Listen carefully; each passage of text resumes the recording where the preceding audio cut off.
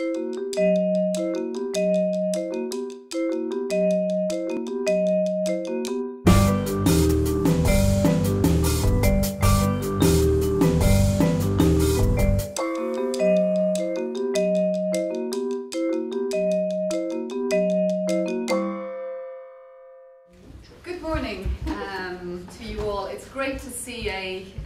fairly full room here this morning, and we're delighted that you all came. We have the first of our Interdisciplinary Italy workshops this morning. It's been quite a lot of work behind the scenes for us. It's a project that has actually begun in the UK with UK funding to bring us to New York, to London and to Rome during the next couple of months. To talk about Italian studies in really between 1900 and the contemporary and today from an interdisciplinary perspective, and that's really for the first time to be able to bring together people that come from studies of music, from history of art, from museums, conservatoires, Italian studies departments in the UK, in Italy and in the US as well. And we'll see what comes out of this. I hope this morning what we'll have are some very interesting papers. This afternoon there is actually a workshop which is restricted in its number, I'm afraid, to 15. But we hope that you will all be involved, whether you're involved in the workshop this afternoon or not, in this project, in its second life, the seconda vita really of this project. We think these will only be the first few steps of it really. And what I would like from you is that whether or not you're involved in the afternoon sessions today, that you would leave your name as you depart, so that we have your name and contact details so that we can keep you on the mailing list and keep in touch with you. That you visit our website, which is interdisciplinaryitaly.com, and there you'll find that there's not only a Twitter account, but there's also a blog. The blog opens today, so with this moment, the blog is now open for all of you. When you get home this afternoon, you can begin to set forth your ideas on interdisciplinarity at that point. We would love to hear from you. We want this is very much your project as well as ours. It's an international project, and it really is a genuinely interdisciplinary project. I'll just talk to you very briefly about the two strands that it has. One of them is to do with looking at the different periods. This is our first workshop, so we're looking at interdisciplinary modernism. In London we'll be looking at interdisciplinary postmodernism, and in Rome we'll be looking then at the contemporary internet age in relation to interdisciplinarity as well. It also has a policy and teaching strand, which is to look at our fields, particularly the field of Italian studies actually, how it has developed over the years and what interdisciplinarity means for the teaching of Italian. And this actually isn't just in universities, but also in schools, because things have changed greatly since Italian studies was the study effectively of Dante and of literature and of language through literature, to a new form of Italian studies which now incorporates film, cultural studies, sometimes a little history of art, very little music. And these are discussions, I think that this is a moment in which we need to have those discussions about disciplines as well. Okay, with that I'll leave you to Giuliana Pieri, who's my co-organizer for this. There are three of us, Giuliana, myself, Clodagh Brook from the University of Birmingham, and there's Florian Musnig as well in UCL. I'll leave you to Giuliana, who will introduce the proceedings for today. Thank you. Well, I'll just keep it very short, and I just simply want to say that you've all seen the program, so we've got David Forgacs, who will be giving a talk on disciplines, arts, industries, technologies, spaces. Dr. Vivien Green from the Guggenheim Museum, who will be in many ways giving us a kind of preview of the forthcoming exhibition on Futurism at the Guggenheim in 2014. And one of the things that, as a trained art historian, I was very keen to bring on is also the a dialogue with people in museums and how much changes in display policies and exhibition sort of fashion, in a sense, may inform the way in which we present to the wider public, modernism. And Stephen Gundle, unfortunately, cannot be with us today. He was terribly ill with very bad flu. So what you're getting instead of Stephen is actually 2 for the price of 1. And you'll get 2 talks. I'll be introducing the, with the aid of Stephen's slides, I worked with Stephen Gundle for 4 years on an interdisciplinary project called the Cult of Mussolini. So I'll be telling you a little bit about that. I'll keep it nice and short, and then Jacqueline Reich has very valiantly sort of managed to help today. And in fact, I'm particularly pleased that Jacqueline can be here because she was at the very first workshop that we organised for the Cult of Mussolini project. And so in many ways, her thinking and her research at the time very much informed some of the work that we were doing. And she kindly says that it also was the other way around, that the workshop helped her. So this really sort of shows that in a way, events like these where, you're sitting around thinking, talking to people, looking at different ways in which other people are, approaching, maybe, a period that you were interested in, could hopefully, give some new food for thought. We're going to start now with David. The idea is that we have presentations for about 40 minutes, and we always have, a good 10-15 minutes for questions from all of you. So we're going to stick to the time. So we'll leave David now to talk, and I think we'll probably yeah.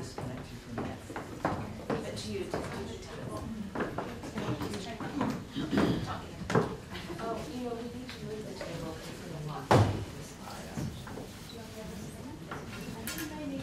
Maybe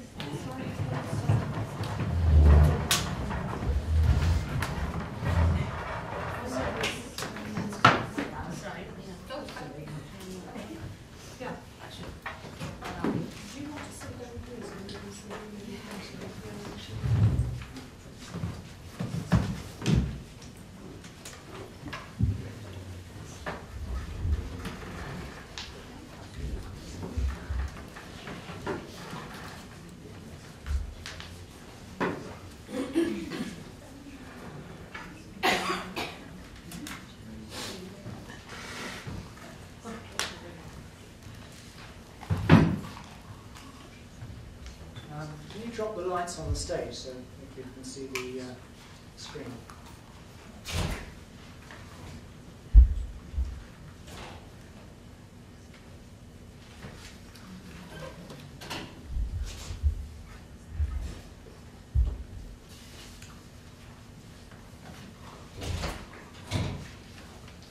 We need these 3 on.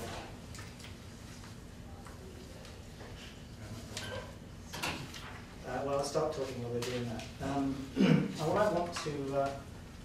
I'm trying to do, I think, is to engage in a debate about the project. As Clodagh explained in the introduction, and I didn't know this until I went to the website and read about it, the project has 2 strands. I'm quoting the official description. It has an intellectual strand and a policy strand. And the intellectual strand, I quote, explores issues arising from interdisciplinarity in the arts in 20th and 21st century Italy. And it mentions dialogues between literature, music, cinema and the visual arts.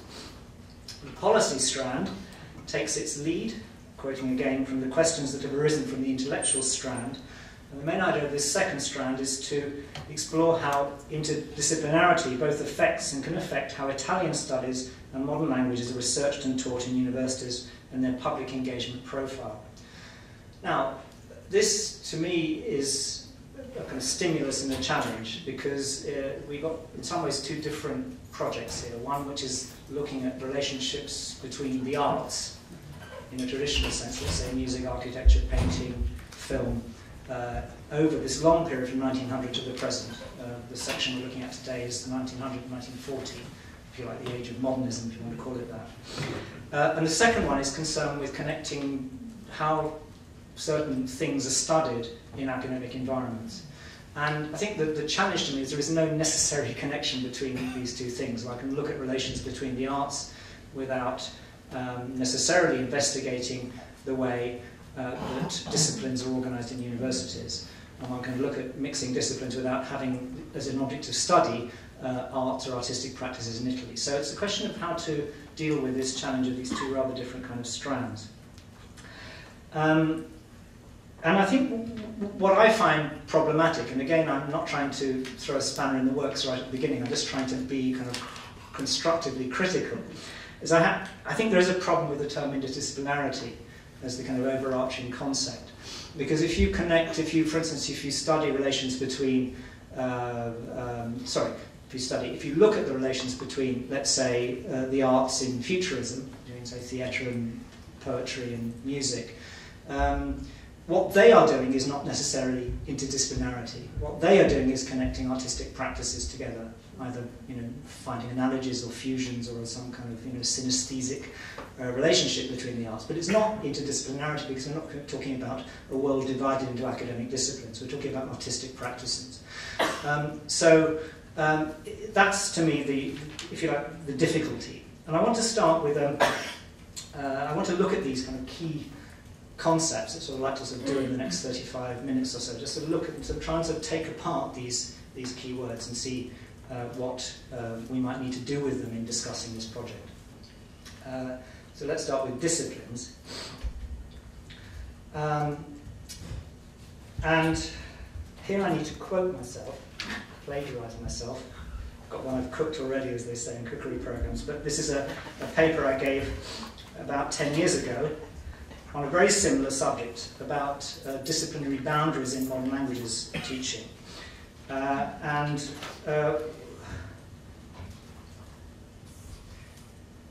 What I started by saying is that if we look at the word discipline, in late Latin the term disciplina had acquired two different meanings, both of which were related to schooling. Discipline as chastisement or correction of pupils, and adiscipline as a branch of learning or teaching. And these two meanings of course still exist. If you think about what discipline might mean in a primary school, it clearly means chastisement or punishment, or if you like, controlling the pupil, but it also means organising the syllabus, the curriculum, into discrete objects of study in the timetable.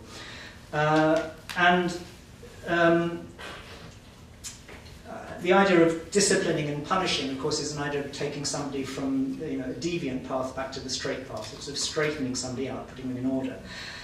And Foucault's work has been particularly important here. Michel Foucault, I'm thinking of the chapter in the book that's translated into English as Discipline and Punish, but in fact in Italian and French it's Surveiller et punir, surveillance and punishment. Part 3, chapter 1, which is all about the meanings of discipline. And what Foucault was doing was suggesting actually structural affinities or resemblances between these two meanings of discipline, because disciplines impose a particular kind of spatial order on human bodies and bodies of knowledge. So just as schools became reorganised spatially during the 18th century, Foucault's got some wonderful illustrations of this, of children sitting a bit like you in rows, but hierarchised according to their ability, their performance and so on, having a good sort of obedient posture while they listen to the teacher. It's this very unidirectional classical form of pedagogy. This is a good example of a disciplinary dispositif in Foucault's sense today. You can break it by getting up and moving around and having coffee or interacting with me or shouting, but basically this is a good example of a disciplinary dispositif. With a more rigid timetabling of daily routines, this particular spatial discipline organises children socially. It makes them obedient social subjects. Now I think this is relevant to the way disciplines work in universities as well, without developing more kind of paranoid and kind of crazy aspects of Foucault's thinking. I think we can say that a lot of what is done in organising a university curriculum is to have a kind of rational subdivision of places and modes of study. So we don't get confused. So if we're in the lab, we know we're doing biology, and if we're in the gallery, we know we're doing an art history visit. So these boundaries actually have to be spatially clarified and separated. But what I want to say is that I think that the the kind of Foucault paradigm about disciplines, this double kind of meaning of it as being bodily control and division of discipline, division of academic knowledge, has created a kind of counter-scenario by which everybody thinks it's a great thing to abolish disciplines and to cross disciplinary boundaries, to mix them up, to create this kind of wonderful free-for-all in which there are no disciplines, because they are forms of social control. And I don't really buy into this. If I can kind of make a plea for the need for disciplines, it seems to me that there is a kind of rational and functional necessity in organising academic knowledge into certain kinds of specialisation. If we were to train students to have no kind of intellectual formation at all, no kind of basic knowledge, then how would we get them to know enough Latin, for instance, to appreciate Renaissance poetry? And to teach somebody a dead language requires a lot of discipline. It requires time, application, and so on. So in many ways, the kind of interdisciplinarity that I like is when you have people who are well trained in different disciplines, and then they try and make connections between them, not the abolition of the very idea of a discipline or a boundary. And in fact, you could say that there are a certain number of desiderata in an academic discipline. I would say there are 5 features that in some ways you need to have in any academic discipline. It's a set of practices of teaching and learning, which is located in an education institution, so outside the academic context. The term discipline doesn't have a lot of meaning, which is why I was challenging it in relation to artistic practices. It moulds the learner. I've got used to using American spellings here, so no U in mould. And it moulds them with identifiable objects of study and methods. I think one way of defining a subject or a discipline, a materia, in any culture is to say it must have an identifiable set of objects, and it must have an identifiable set of methods. Those objects and methods can change, of course. The great thing about working in an academic institution is the way one constantly is challenging the definitions of the discipline. The objects of history in the mid-19th century would have been events, and they would have been events of political elites and military elites. By the time you get to the 1940s and 50s, the objects change. They become mentalities. They become long periods rather than short ones. They become the history of the common people. They become the history of women. So, the objects change, but the methods change as well, but the change is systematic. We know in 1960 what we're doing when we're doing history of the subaltern classes, just as we knew in 1820 what we were doing when we did history of generals. So this shift of objects of study and methods is important, and it means that disciplines are constantly evolving. And finally, these objects and methods enable one discipline to be separated from another. Now, of course, there isn't kind of an Italian precedent for this insistence on the need for disciplines, which you probably know, which is Gramsci. Gramsci, writing about education, famously very interested in pedagogy, having come from a lower middle class small village in Sardinia, going to the University of Turin, becoming a socialist as a young man, becoming an activist. He became very critical of the kind of liberal forms of pedagogy that were circulating in the 1910s and 1920s, people like Lombardo Radice, the early Gentile, influenced by romantic pedagogy, Pestalozzi and Rousseau, of course, the Swiss models coming from the 18th, early 19th century. Maria Montessori, who developed a pedagogical model in Rome in the early 1900s, was also coming from the same idea, which is you leave the child to develop, to play, and to learn through play, autonomously. And of course, this became the foundation of elementary pedagogy when I was a young person. I mean, the London primary schools in the 1960s were very much, play and learn. There were rules, you could get chastised, you got beaten if you did certain things wrong. This was kind of just the end of the corporal punishment era. But the whole idea was, in this paradoxical conjunction, play, be free, but if you don't play by the rules, you get beaten. But the idea was, I think, was to kind of free up the child to learn at their own speed. Gramsci is very critical of this. Gramsci, as a communist organiser, says we have to have disciplined education. We have to organise people who don't have any formal training, who come from peasant or industrial working class backgrounds, to learn rigorously in order to become educators themselves, organic intellectuals. And he has this withering critique of the Italian university system, he's writing this in 1930, but some of this is still relevant, that universities are a mess in Italy because the professore does a big public lecture, he or she never sees the student apart from 1 hour of ricevimento a week, which maybe he won't turn up. And the kind of kids are abandoned to this kind of wild Pestalozzi-Rousseau kind of pedagogy by default. They have to kind of struggle to survive. And what happens is the fittest survive, they become the professor's pupils, and then he takes them seriously. What he says is that when those few who are taken seriously, the kind of self-selected elite, then are led very carefully by the professor, who will be very competitive with other departments and other disciplines in training up his own pupils.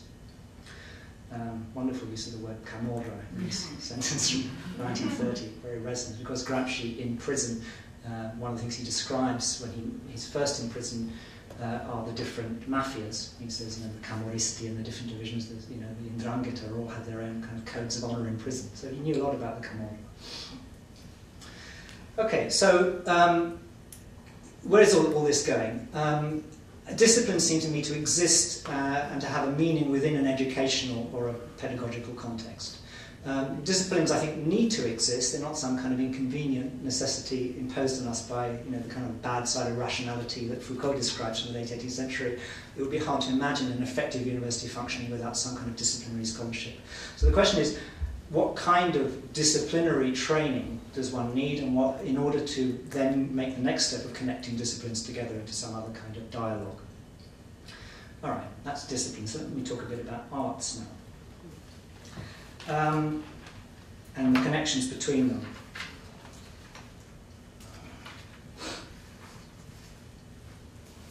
Yeah, I mean, certainly you can find all kinds of exciting interconnections between the arts in Italy in the period 1900 and 1940. And some of these, of course, have already been quite well studied, and I think we're going to hear quite a lot more about this today. Futurism is often cited as the exemplary case of interconnectedness, since its explicit project, at least in Marinetti's version, was to shake up the existing system of the arts. And of course this was a critique also of art teaching and art training. And to change the spaces in which art was located, so to move things out of the gallery into the open space, the piazza or the cafe where the serata might be held, or even to have a public theatre as a place to have an oration about critique of passatismo. So a kind of shaking up of the boundaries, if you like, of artistic practice. I won't call them disciplines, but I will call them orderly spaces where art was both practiced and consumed, and attempt to kind of create new spaces or new kinds of connection between the traditional spaces.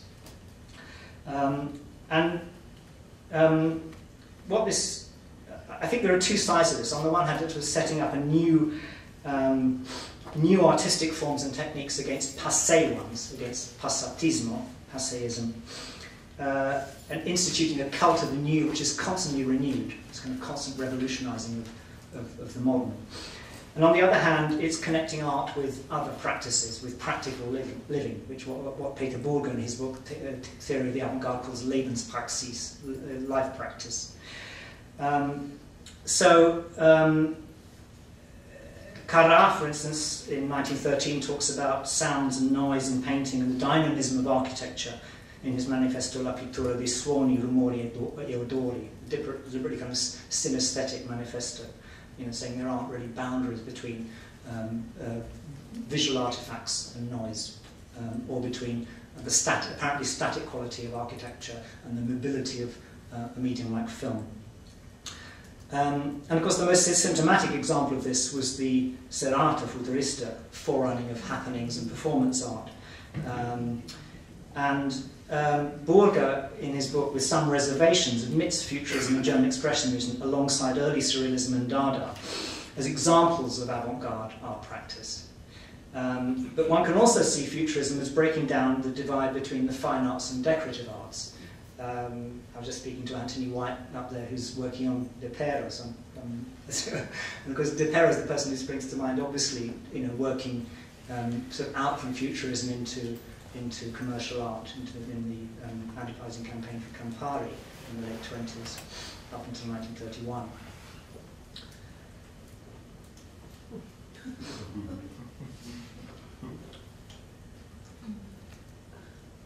And of course this futurism, talking about this in 1912-13, is anticipating something of what Russian futurism, Cubo-futurism, constructivism is going to do after the First World War. I think where these connections did intersect with interdisciplinarity was in the critique of academic art education. Because clearly, when you're talking about teaching practices, pedagogy, you're talking about disciplines. And the argument that in teaching the arts, training artists, you also, you're trained to be multi-skilled or multidisciplinary, as Kandinsky advocates in Moscow in 1920, and then of course later in the Bauhaus, and the Bauhaus develops this through the 1920s. It's a kind of deliberate training of artists across existing disciplinary divisions. So all this is very exciting, but I think before we go down this road and saying that the whole question of interconnections between the arts can be sort of summarised or epitomised by these kind of connections between various kinds of fine art, I think we need to look at a slightly bigger picture. Because if we do just stick to that, we're still looking at, if you like, the high art end of the cultural spectrum. Even though these artists, of course, are denying that they are practicing high art. They're constantly connecting art with the popular. But I think, it's more problematic than that. We need to understand these things and make sense of them as part of a wider social system. In other words, we need to think what was the place or the position, the social position of art and the artist, or the legitimated arts, in relation to the totality of cultural practices in Italy. And I mean things like sagre, del Santo Patrono, village festivals, popular song, popular theatre. Because unless you see what's happening at the most advanced end of urban art in relation to these other practices, you don't see the whole picture. Why is it relevant? Well, because in some ways you can only explain the particular character of Italian modernism by understanding that Italy has this anxiety about its backwardness as a country. Trotsky, who I don't always quote, but actually said, I've got two lefties in one place, Gramsci and Trotsky all together. It's strange bedfellows. But anyway, but Trotsky said in Literature and Revolution that what's interestingly paradoxical about futurism, this art of the modern propelled constantly into the future, is that it was born not in industrial advanced Germany and Britain, but in the two most backward countries on the European periphery, or two of the most, Italy and Russia, the ones with large peasant populations, latecomers in industrialization, pockets of industrial modernity in cities like Petrograd or in Turin, but large hinterlands of rural poverty. And it was because of this anxiety, Trotsky says, that futurism in these countries expressed this anxiety among intellectuals to kind of, to burn bridges, or bruciare le tappe, to kind of jump a number of stages in modernisation and arrive at the ultra-modern, the propulsion into futurity. There's a kind of rejection of this an anxious rejection of this kind of primitive past, which is dragging them down. As Trotsky put it, a Bohemian nihilism exists in the exaggerated futurist rejection of the past. We Marxists live in traditions, and we haven't stopped being revolutionaries on account of that. And it's quite poignant to think that Trotsky is writing this in 1925 at just the time that he's being marginalised and being singled out for assassination by Stalin, who does believe in tradition, and not just in advanced development. Okay, so how might we develop this insight in relation to the Italian case? Well, I think we might consider how the particular development of new urban artistic practices was shaped by the contrast with less developed rural areas, but also by the colonies. Italy develops as a metropolitan society from the 1880s onwards, well, to the 1940s, when it loses all its colonies in the Second World War, as a place which fashions its own self-image as modern by how it relates to the periphery, the global periphery of its colonies. Think about, for instance, its modernising projects in Libya or in Ethiopia, which in some ways replicate the kind of modernisation of Milan or the rebuilding of the centre of Rome. What you're doing is you're fashioning a kind of rationalist self-image of yourself Asmara in Eritrea, you can still see these extraordinary rationalist buildings. There's a wonderful legacy of that. Most of that has disappeared in Addis Ababa. You can still see it in Asmara and Massawa. The kind of idea that you project your modernity onto some kind of primitive background landscape. And I think this is constantly running through Italian modernism. I want to just show a couple of clips. Sorry, this is a digression, but I'll show these anyway. I think I was going to mention this, but decided not to. But just to show the kind of the fusion between industrial art and fine art. This is, of course, Alexander, known as Xanthi Shavinsky, who was a Bauhaus person who came to work in Italy, did commissions for Motta, Ili, and Olivetti, among others. These are both very famous images, but also did this well-known photomontage of Mussolini with a crowd making up his body for the 1934 plebiscite, this kind of organised mobilisation of consensus for the regime. And the clips I'm going to take are the following, because I think what I want to show is that these kind of fashionings of an image of modernity in Italy are often predicated on some sort of absence. There is something non-modern or pre-modern, always hovering in the edges.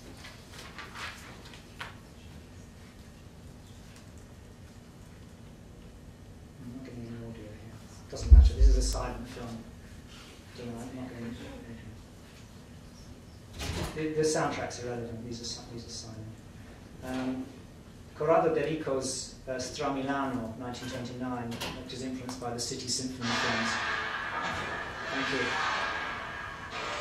This is obviously a spurious soundtrack edited on when they restored the film about 10 years ago. But, sorry, I just showed again, so we'll just play it one more time just to go through.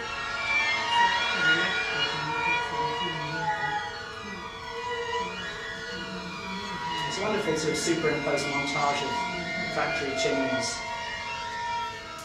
Then leads into a sequence in the factory,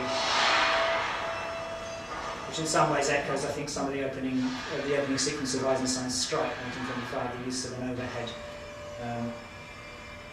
crane shot and then a sort of vertical tracking shot. And it's interesting that, if you compare this with other city films, including much later ones, there's lots of similarities.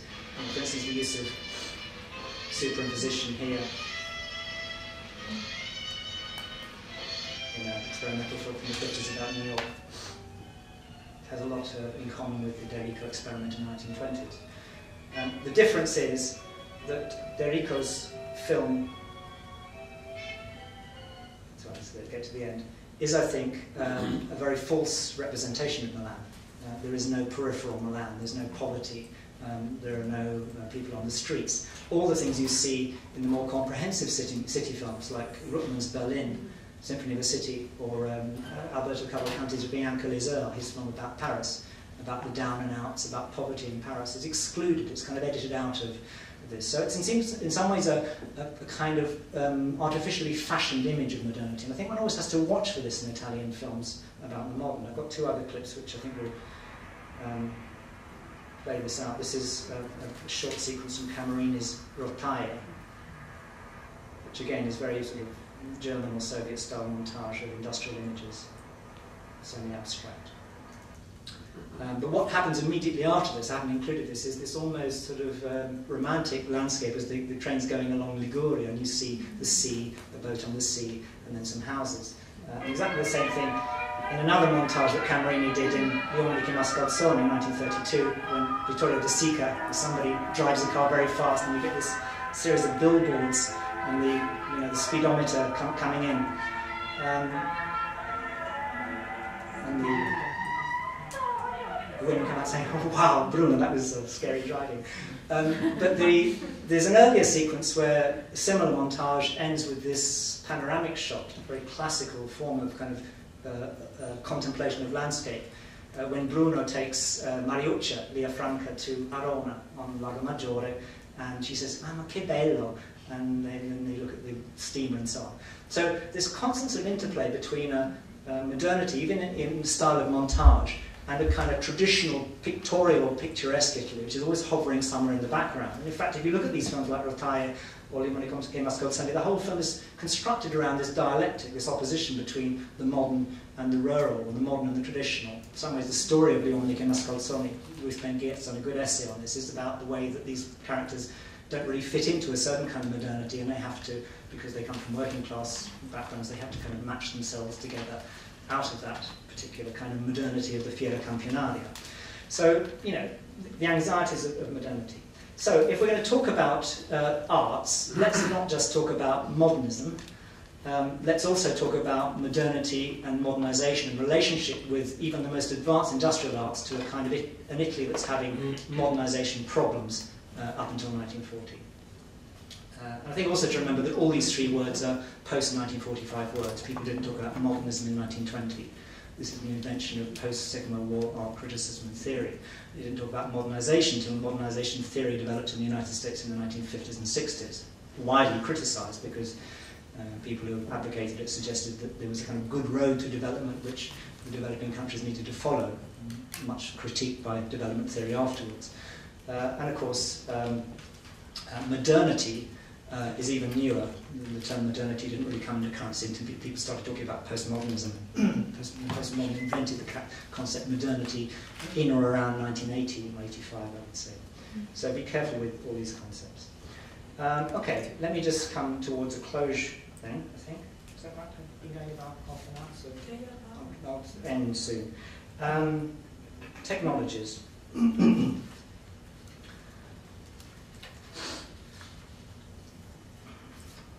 Well,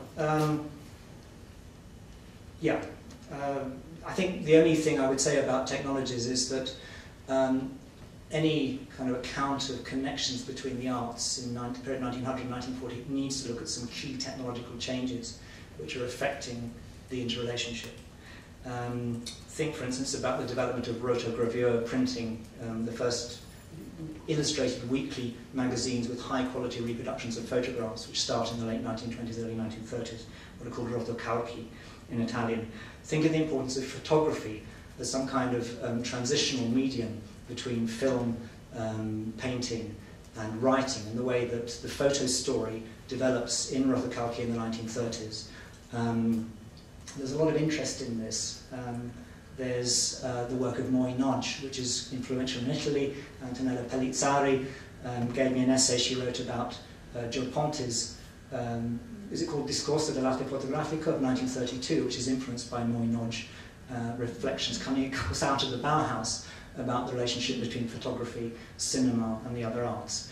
And one of the kind of new developments, I think, permitted by having faster cameras, cameras like the Leica, which can shoot a roll film in sequence, and first used, for instance, in the Olympic Games in 1932 and 1936 to shoot sequences of athletes, or to used in war reportage. Think of Robert Capa shooting a whole roll of film of the D-Day landings, many of which got destroyed, but to shoot images in very quick succession.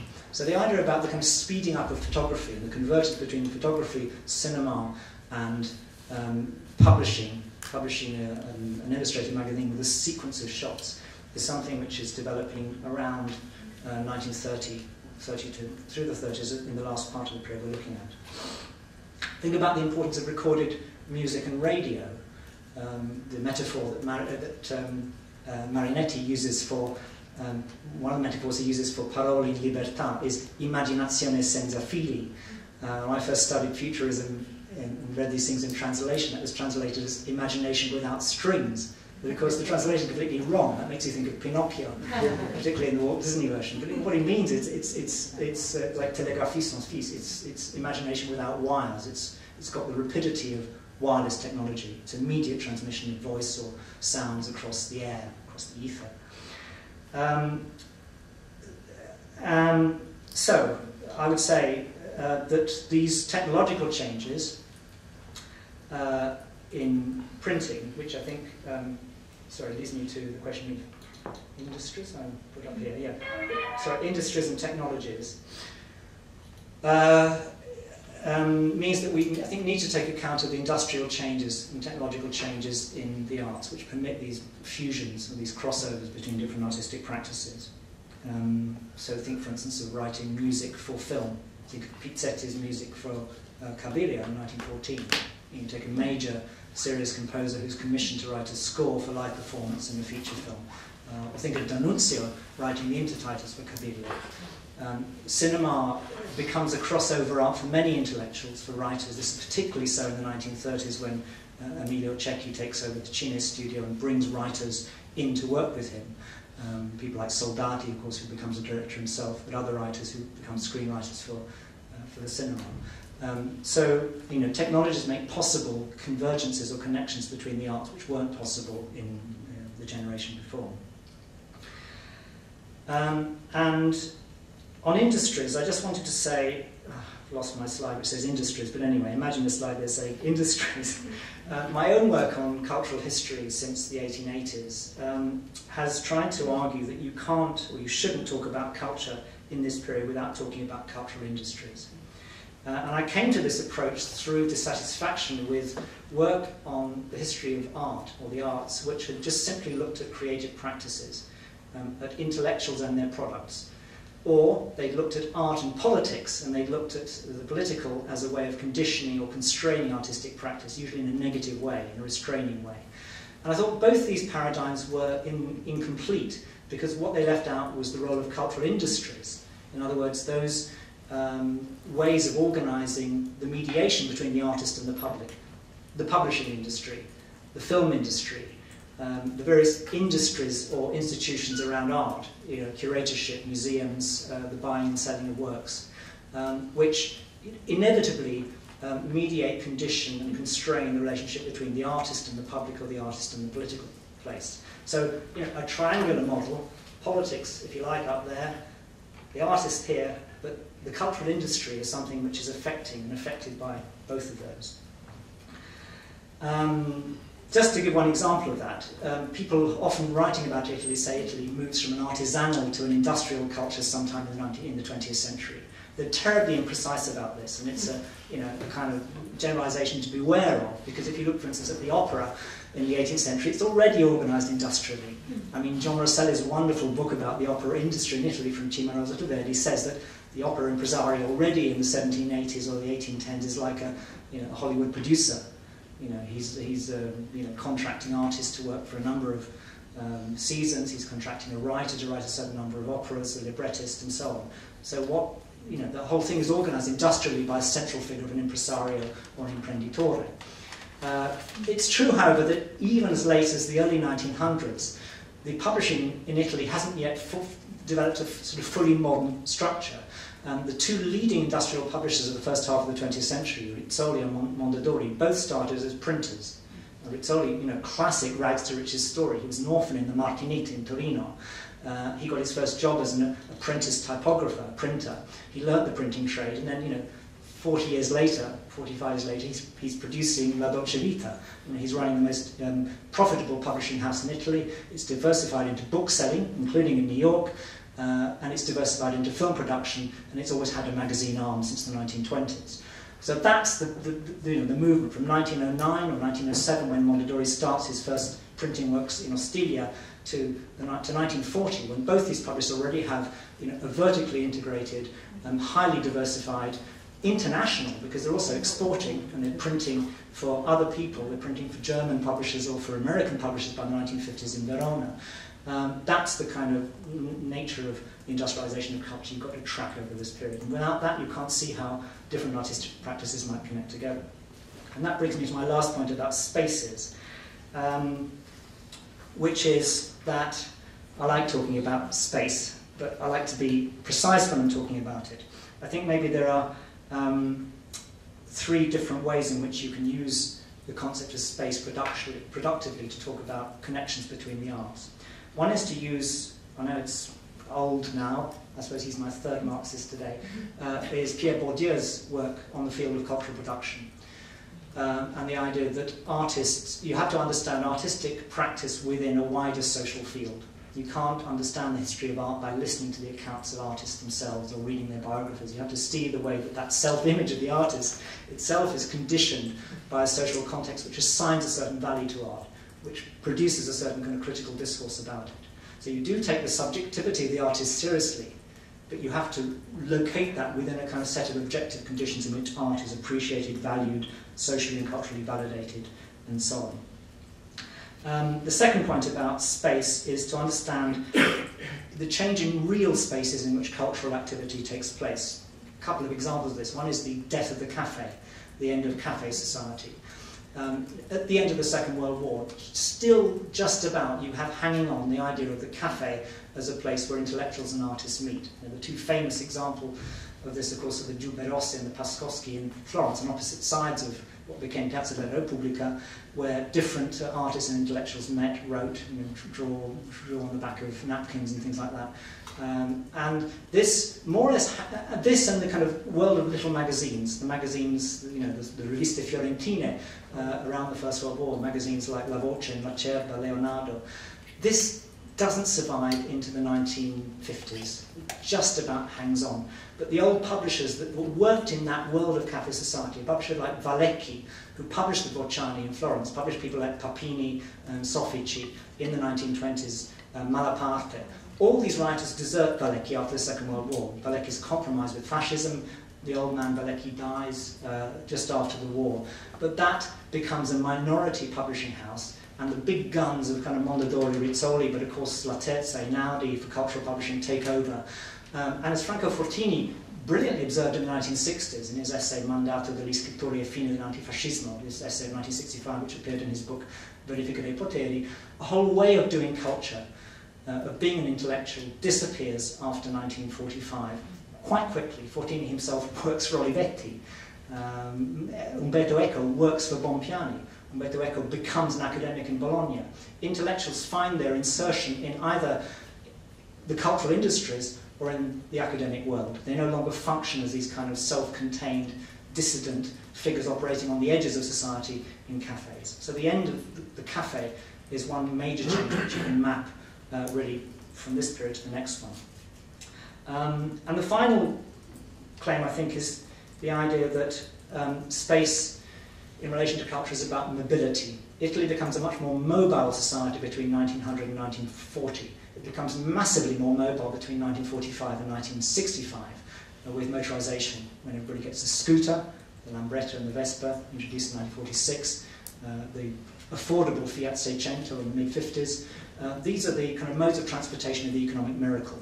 And as Italians become more mobile, they become more connected to each other. They start seeing other places. They have seaside holidays. They get out of the city. If they're rich enough, they buy a second home. They have the radio and they have TV, so they actually see what other places look like. They start comparing their little villages with places like Torino where they might want to migrate. So society becomes interconnected, spatially interconnected by mobility. Now what's interesting if you go back to the period 1900 and 1940, this is what Stephen Gundle and I tried to map out in our book, Mass Culture and, what's it called? Mass Society and, Mass Culture and Italian Society. Sorry, I can remember the Italian title, but not the British one, the English one. Mass Culture and Italian Society from Fascism to the Cold War. Yeah, anyway, whatever this book was called. What matters is the content, because what we tried to say is that there was a kind of complicated set of shifts towards a greater mobility already in the 1930s and early 40s. We tried to kind of anticipate, to predate what many people had claimed happened only in the years of the economic miracle, at the beginnings of a kind of perception of a wider world through the media. Radio, of course, is fundamental for this. It starts in 1924. By 1939, there are 1 million private subscriptions, a tiny amount compared to the United States, Britain, and Germany. But it's the beginnings of a society that's becoming more connected. The publication of Rotocalchi, these glossy magazines already from 1930, means that women are starting to get images of themselves played back to them, and these magazines do begin to circulate beyond urban areas. The work that Vittorio de Grazia, for instance, has done on women and modernisation in the 30s has been very attentive to this. So what we have is a kind of, not a precocious modernisation, it's very late compared to other countries, but it's the beginnings of a kind of cultural modernisation happening after 1930. So that bisects this period. And finally, one last thing I must say, sorry to go on, but if you're going to look at the period 1900 and 1940, you've got to talk about politics. Because what bisects the period between 1900 and 1940, more or less, what cuts it in the middle? The arrival of the fascists in power in October 1922. So the second half of this period pretty much is a period of fascist government. And you have to ask, if you're going to look at this, you have to ask, how does fascism impact upon the whole system of culture, not just the individual painter or musician, but the whole system of culture. How far does fascism succeed in organising or reorganising cultural space in Italy between 1922 and 1943? I've written about this, and Stephen as well, so I think, you know, part of the short answer which you need to be attentive to is fascism, of course, doesn't change things immediately. Unlike in Germany, when as soon as Hitler comes to power in January 1933, you have by the summer the Reichskulturkammer, headed by Joseph Goebbels, which organises culture into, you know, different entities and has, you know, very top-down control. This doesn't begin in Italy until the end of the 20s, and it's not systematised until 1937, when you get the creation of the Ministero della Cultura Popolare. So you have a number of phases of kind of cultural control coming in fascism. The fact remains that things do change in 1922, and they particularly change after 1925-26 with the one-party state. There is censorship. It's difficult for artists to develop their own agendas without some reference to political power and authority. And you have to look at the way that fascism constrained and kind of remapped the spaces of culture over this long period. Okay, sorry to have gone on so long. I think I've been 45 minutes rather than 40. But anyway, that's it. Thank you.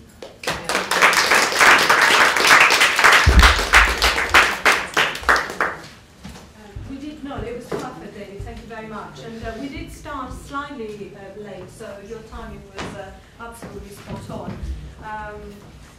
I'm very keen to get questions from all of you participating today. So, are there any questions? Please, yeah, John. David, I wonder if you can talk about your own anxiety, or your own, if you don't want to call it anxiety, your own hesitancy around academic disciplines. Because I can imagine a listener to your talk saying there was no identifiable set of objects of study and methods in a traditional sense of what a discipline is. Yeah. So I'm wondering where is that anxiety, and even how might you reflect on your own work and tell us about what is your discipline? It's a good question. Well, you see, I'm a paradoxical figure because I think I'm thought of as somebody who works across disciplines, or maybe doesn't really have a discipline, but there I am standing up and defending the idea of discipline. So I'm getting a bit of feedback on the audio here. I don't know why that is. But do you need audio on yours? I don't. Let me just I can close my PowerPoint if you like, so that I still have some surprise left. Oh, sorry. I didn't realize I was. Yeah, sure. Yeah. I'll minimize it. Okay. Well, I don't know. I mean, I'm somebody. I don't want to say much about myself, except I mean, I'm like a lot of people probably in this room. I started off doing one thing, ended up doing another. I started off doing a degree in English, language and literature in Oxford, and then I went to Italy as a postgrad, and I studied for another kind of laurea while I was there in Scienze Politiche, because I was becoming political. I was reading people like Gramsci and Trotsky. You know, thought English was kind of a bit escapist and a waste of time. So although I had a great time doing English, I wanted to do something a bit more relevant. And then I suppose in the end I kind of ended up doing my doctorate in something which connected the two. I looked at the theories of literature and art on the left, kind of Marxist theories of art, and how they'd all kind of fallen apart in the 1970s with the rise of structuralism and semiotics and the avant-garde. So, then I got into teaching, and I went into a university where I had to teach everything. I was thrown into teaching history of ideas courses at the University of Sussex, where you couldn't have a discipline because it was the interdisciplinary university in the 1970s and 80s. And, and then gradually, I suppose, I came back to teaching Italian because I got hired for a department of Italian. I hadn't done that before, but when I went to Cambridge, I was in the Italian department, and they wanted me because I was the interdisciplinary person. They wanted me to produce a film, political theory, history, so I taught everything except Italian literature for them. And I guess I've been doing that since then, for the last 20 years.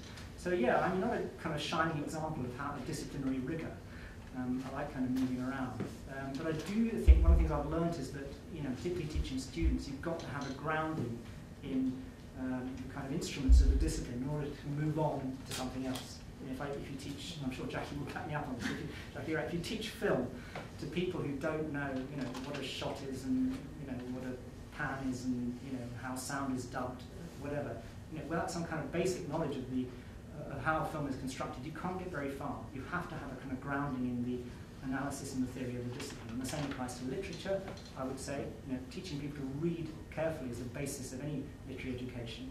And it's the same with history. You've got to be able to think about sources and how reliable they are and how to problematize them.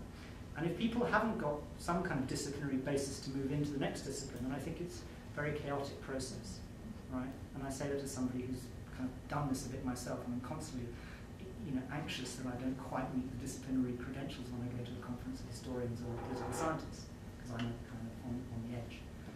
So I guess that's my answer. It seems to me I can see that now Italian departments are the most interdisciplinary, and because of a weakness, in fact, it's because they're small. Yeah. And they're getting smaller and smaller, and every second person now who teaches Italian literature also teaches film. Yeah. This is good and bad. Yeah, I agree. I have two extra little questions just for you. Yeah, Why sure. is it that the Brits are so taken by Italian, whatever, Italy in the 20th century? I'm sorry, it's unrelated, but very curious. And secondly, you said it's the end of the cafe. Where do they go afterwards? It's always I've asked myself. Well, it's not just the Brits, sorry. It's also the Irish, the Israelis, the Americans. No, but the French, for instance, don't care about Italy at all. That's not true. I always go to conferences with French people. Marxist, hinterland, less developed. There's a fascination. There's a project. I don't know. Goes back to the Grand Tour. Possibly. But, Italy's a small world academically. I agree with the first point. I think departments of modern languages, of course, that very term, carries a history of their marginal status. They call them modern because they were kind of the upstart newcomers against classical languages, on which they were modelled. You had a canon of classic texts. You didn't have to speak the language because it was dead anyway. Modern languages struggled to come out of that for the last 50 years. But I think the trouble is that Italian language departments do feel themselves to be pariahs, often, of the system. They're often next to much larger English departments, which have a lot more academic self-confidence, often more funding. And I think it creates a kind of anxiety about the need to migrate into disciplines. Yes. And that's where I think people have to be careful, because it's much better to be, I think, a rigorous monodisciplinary scholar than to be a bad multidisciplinary one. To teach film or art without knowing anything about it. Yeah, so that's the first thing. Why the Brits have this love for Italy? I don't know about the Grand Tour. In my case, my father took me on holiday in Italy when I was a child, and I kind of liked heritage Italy. When I became a teenager, when I went there to study, I was a bit like Marinetti. I wanted to go to Milan. I did Florence, Venice, all this heritage stuff. So it's a kind of particular fascination with, the modern and the Italy, for me, of that kind of laboratory of the left as it was in the 1780s that fascinated me. Yeah. But then there's a very strong tradition of Anglophilia in Italy. Yeah. Quite a big one, so I don't know. Anyway, I'm Hungarian background, I don't know. I have to kind of apologise for the Brits. What do you mean by relevant, exactly? When did I say relevant? Sorry, Well, you said you were started in English, but then you decided to go to something else because you wanted to be more relevant. Yeah, it's not a term I would endorse now, but at the time I felt that studying literature, in other words, published books by dead authors, didn't have much connection with the world around me. And because I was getting political at the time, I wanted to study something that explained that world in a more direct way. So I did political but science. what I'm trying to get into a deeper philosophical concept of what does relevant mean exactly. Because in my opinion, academia has no social responsibility whatsoever. And so I'm trying to understand when people say relevant, in what context do they mean relevant? Well, I can't answer for other people. I wouldn't use that term now. I was kind of quoting myself 35 years ago when I said that. And I think actually academia does do relevant things. Those bits of universities where they do policy research, or they work on human rights in law departments, or they have projects in anthropology, are actually connecting up with the world outside academia in a very direct way. Language departments and English departments don't have that kind of direct connection. So I think there is a kind of scale of connectedness between universities and a wider world. Do you think academia, feels that it has a moral obligation to solve the problems of humanity? No. I think that would be an arrogant assumption. But I think academics who think they have no need to have any concern about the problems of humanity are much more dangerous than ones who elude themselves that they're doing something relevant. Okay, and then I think we may have to move on because otherwise we'll be late. I can wait. Yeah, no, that's fine. I think it's really interesting that the whole overarching project combines, you know, the intellectual with a sort of policy, because I often feel that interdisciplinary, at least at my university, is often used as a kind of cost-cutting measure. Right, and so that it has an economic component to it. And also, you know, when you say, you know, it was funny when you describe the this idea of you know, knowing a little bit about everything and not doing anything very well. That's one of the critiques that you get of cultural studies. Yeah. So, and I'm wondering what some of your thoughts might be on this whole notion of the kind of economic, you know, imperatives of interdisciplinarity. As someone who was hired initially to teach film and 18th century literature, you know, that speaking for myself, you know, it just kind of odd, right? So, you know, I'm just wondering where... Yeah, I think the only way to fight back, I have thought about this, and I actually did a keynote at a conference on cultural studies at Dartmouth a couple of years ago, and I spoke precisely about this, the problems of the kind of non-disciplined cultural studies. It is in a vulnerable position. It's often, you know, ridiculed and vilified by people who are in what they consider to be more rigorous disciplines. Just look at people who work on communication studies, looking at the way they talk about cultural studies analysis of television text. They think it's a waste of time. They think it's completely irrelevant. So I think cultural studies, you know, the only strategic response is to do it incredibly well.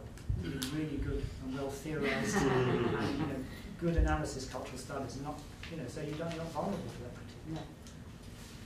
Can I just answer that as well? I mean, I think that's one of the reasons for actually bringing up these discussions at this point, is that I think that quite a lot of disciplines are under threat in relation to interdisciplinarity, including at times people being picked off. There's a tendency for Italianists now to do a bit of Italian and French, or across through English studies as well. And at that point, there's then the danger of, as you talk about the danger of interdisciplinarity is there as well. Do people get picked off as a gender studies person out of their original discipline entirely and into a new discipline as part of the economic cost cutting as well? And that's a real problem. I think that particularly, I mean, in some schools in the US, you know, where Italian doesn't exist, it's part of Romance languages, or even some other kind of entity. And people are under so much pressure to teach a wide range of courses, they never have time to become specialists in a discipline. That's really, really a problem. Can that wait? Because I was just thinking, I'm sorry about this. I'm just a bit sort of conscious of time. I think we need to move on. Keep the question, okay? And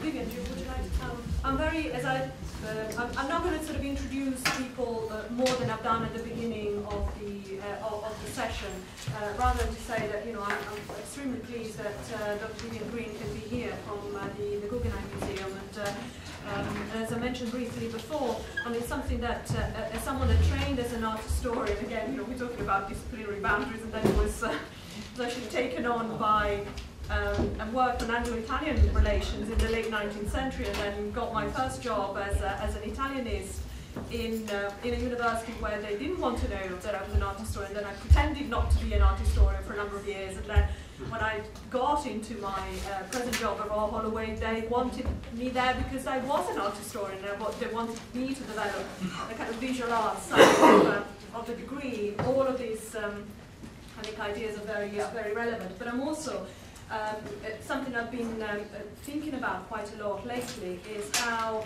and this is in a sense is something that comes from the UK and from this new agenda that we have to work with, which is to do with impact and public engagement of what we do in universities. Now, the kind of strict economic impact is a tough one for anybody in the arts sector. But certainly the idea of the public engagement, which I know a lot of people sort of felt, you know, there's with some trepidation, you know, the introduction of this new agenda. I think it is one that will has some potential for us to think about, you know, ways which people in the museum sector, I think, have been thinking about for a long time. You know, how to, you know, attract visitors, and what you can do within the constraints, you know, the kind of financial constraints that you have when you put up an exhibition, how that particular exhibition can actually throw some completely new light sometimes on the way in which something has been thought about up until then. So I'm very pleased that Vivien is able to talk to us a little bit about the forthcoming exhibition in 2014 at the Guggenheim. Oops, let's see. Is it possible to have just the one light here because I'm rather blind and can't read my notes otherwise. So. I'm dying to have a discussion about multi and interdisciplinary. Within art history, when we use the word interdisciplinary, it has such a much more specific meaning that it's just, I realize when we speak across disciplines, even when we use certain terms, they can mean completely different things. But we'll save that for later. All right, so as probably most of you here know, next year the Guggenheim is organizing a large-scale multidisciplinary exhibition on Italian Futurism, which goes the whole span of the movement. Yes, he's waving. Oh yes, this is fine, thank you. From 1909, when Marinetti first drafts the Futurist Manifesto, or rather first publishes it in the Figaro, it actually gets drafted and published in late 1908. Through to his death in 1944, which also is when Italy is really sort of winding down with World War II coming to a close, not quite, but for exhibitions one needs some tidy dates for the general public. And we can speak probably later about the whole notion of what one does in an exhibition so that your average person can understand what you're trying to present. In our case, this will be the first large-scale exhibition on Italian Futurism to be done in the United States that addresses all disciplines and looks at futurism in all three of its decades. It has the larger responsibility of actually introducing Italian Futurism to an American public because most Americans don't know what that is. They don't know who Marinetti is. They've never heard of it. So we're trying to do that in a clear and comprehensive fashion while at the same time also adding something to what has already been done on a more scholarly level in futurist studies. And while large-scale multidisciplinary exhibitions have been done in Italy, in the United States, what we've had are primarily exhibitions that have looked at the heroic years, that is, the years of the teens, and primarily at painting and sculpture, or maybe focused on literature. And then there have been small instances of, here, for example, at the Casa Zerilli-Marimò, or other moments have been looked at, for example, the work of totale. There's one thing that comes to mind. So it's a quite sort of massive responsibility how to bring all that together, and I have not done this alone, and I think it's an interesting model for me to talk about how I brought together people to advise and work through the problematics that an exhibition like this presents, vis-a-vis what you all are doing with your workshop, which is that we brought together an advisory committee, and let me see if I have, here they are. Can everyone read? Of 27 people, who seems like a very large group, but it was important to try to unite voices from both sides of the Atlantic. As we know, there are very different perspectives on Italian Futurism. If you're an American, if you're an Italian, if you're British, I'm half and half, so I sort of hope that I can look at it through both lenses. And also to have people from different disciplinary backgrounds speaking to futurism. So we invited not only art historians and curators, but people who work in photography, people who work in architecture. A number of our advisory committee members are here today, in fact, so maybe they'll speak up later. But historians, as I said, and literature, some people who deal more with gender. Film is absent because, that's another thing I was thinking about when you were speaking, there is no futurist film. And that's a really interesting, well, it speaks to a lot of those problems, because there is a lot of paradox about modernity within futurism itself, and then it goes out larger from there. But, what we did, I'm going to discuss the genesis of the project a little bit, and then I'll actually walk you through the exhibition space with showing you some plans and what will be on the various ramps of the Guggenheim. Is I sent out a set of 15 problematica, if you will, to all these people who kindly agreed to be on our committee, and gave everyone about a month to think about these very broad questions. And then we all met via an online forum, because my budget constraints, to be perfectly honest, did not allow me to fly 27 people to New York for 3 days to meet. I mean, it's just beyond what even the Guggenheim could have done, and it's quite a large group of people. what ended up being wonderful about this is that we had this closed site open for a month, where after people had had a month to think about their responses, they could post their answers to these questions, and then they could speak to each other. And so no one had to worry about linguistic issues, which I think is very liberating, because we don't all write as well or speak as well, perhaps, in Italian or in English, or depending on what your native tongue is. And so, it also allowed a lot of people who had never really spoken to communicate, and it also brought together people who maybe were on very much opposite sides of the fence in their views and might not have been terribly fond of each other, but it provided a really nice forum, an arena for people to engage in discourse and dialogue without anything ever getting mean or ugly, which can happen. I mean, that's just, I'm speaking very frankly here, because we're all sort of part of this group, so we know what that can be. And what was wonderful is that, the answers were really varied. I mean, I think everyone agreed the exhibition did have to emphasize that futurism was multidisciplinary, and that throughout the show, what we do try to do is tease out the big themes: speed, dynamism, their interpenetration of space. You'll see our vitrines even play on these ideas. So within the architecture itself, we try to work those ideas out. The Guggenheim seems a really good venue for this kind of multidisciplinary show, because it allows you to see many things at the same time. So also the idea of simultaneity, which is so important to futurism, just by happy chance occurs naturally in our space. Often it's a problem for us. In this case, it's a benefit. And another thing that the exhibition will do, and this in part came out through these discussions, and in part it came out after I'd seen all the centenary exhibitions, even in Italy, even the big multidisciplinary shows divided out things. So you would see aeroceramica, you'd see ceramic in one room and architecture in another room.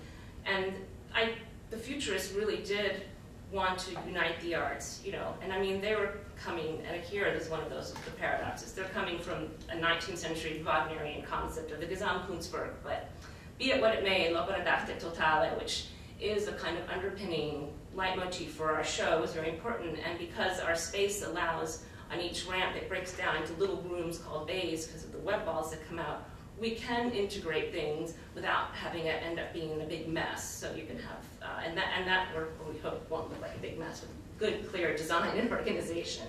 So those goals all sort of are what we would like to bring forth with the exhibition, so people walk away understanding this idea of futurism being a way of life, or being proposed as such, and something that infiltrated all aspects of what you did, ideally.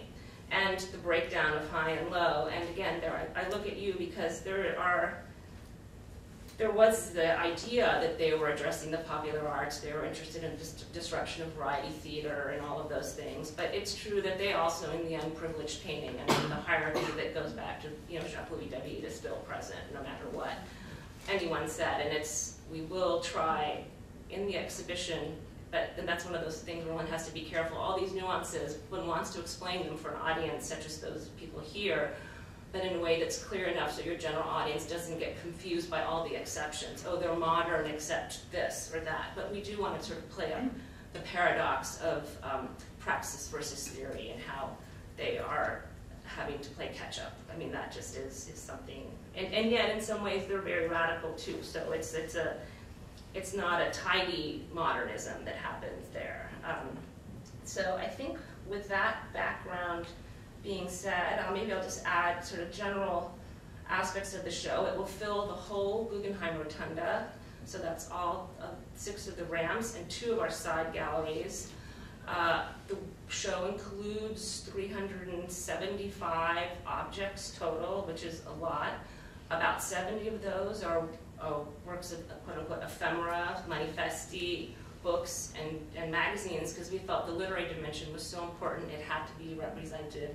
And that's why here you see some of the questions that came up were questions about how to present material that can look very boring, and so people don't just walk by a vitrine in a way that's lively. And as I walk you through the show, I'll talk about various multimedia ways in which we're going to bring to life manifesti, or represent things that no longer exist, like the serate. We're having some films made. We'll have touchscreens so you can leaf through books. We'll have translations, because another problem is, of course, no one reads Italian. It's not a language, it's not a lingua franca, you know, so we have to figure out a way that people can at least access some of this information, and we'll do that via apps and digital means. You can bring up certain manifesti and then pull up a paragraph, like that's gives essential points, translates a translation of one paragraph that sums up some of the main points of that manifesto. So people feel like they're getting more layers than just this dead object, and that was one of the concerns. Maybe one more thing before going on, the catalog also is going to try to reflect this multidisciplinary approach, and it's organized a bit like a microhistory, I guess one could say. There are 3 introductory overviews on art history, on historiography, because the fortunes of futurism beginning after the war to now have changed dramatically, and I mean, I'm so pleased that Chris Volti's doing that, since he's lived through much of that, and so he's sort of the grandfather of art history that, I mean, today.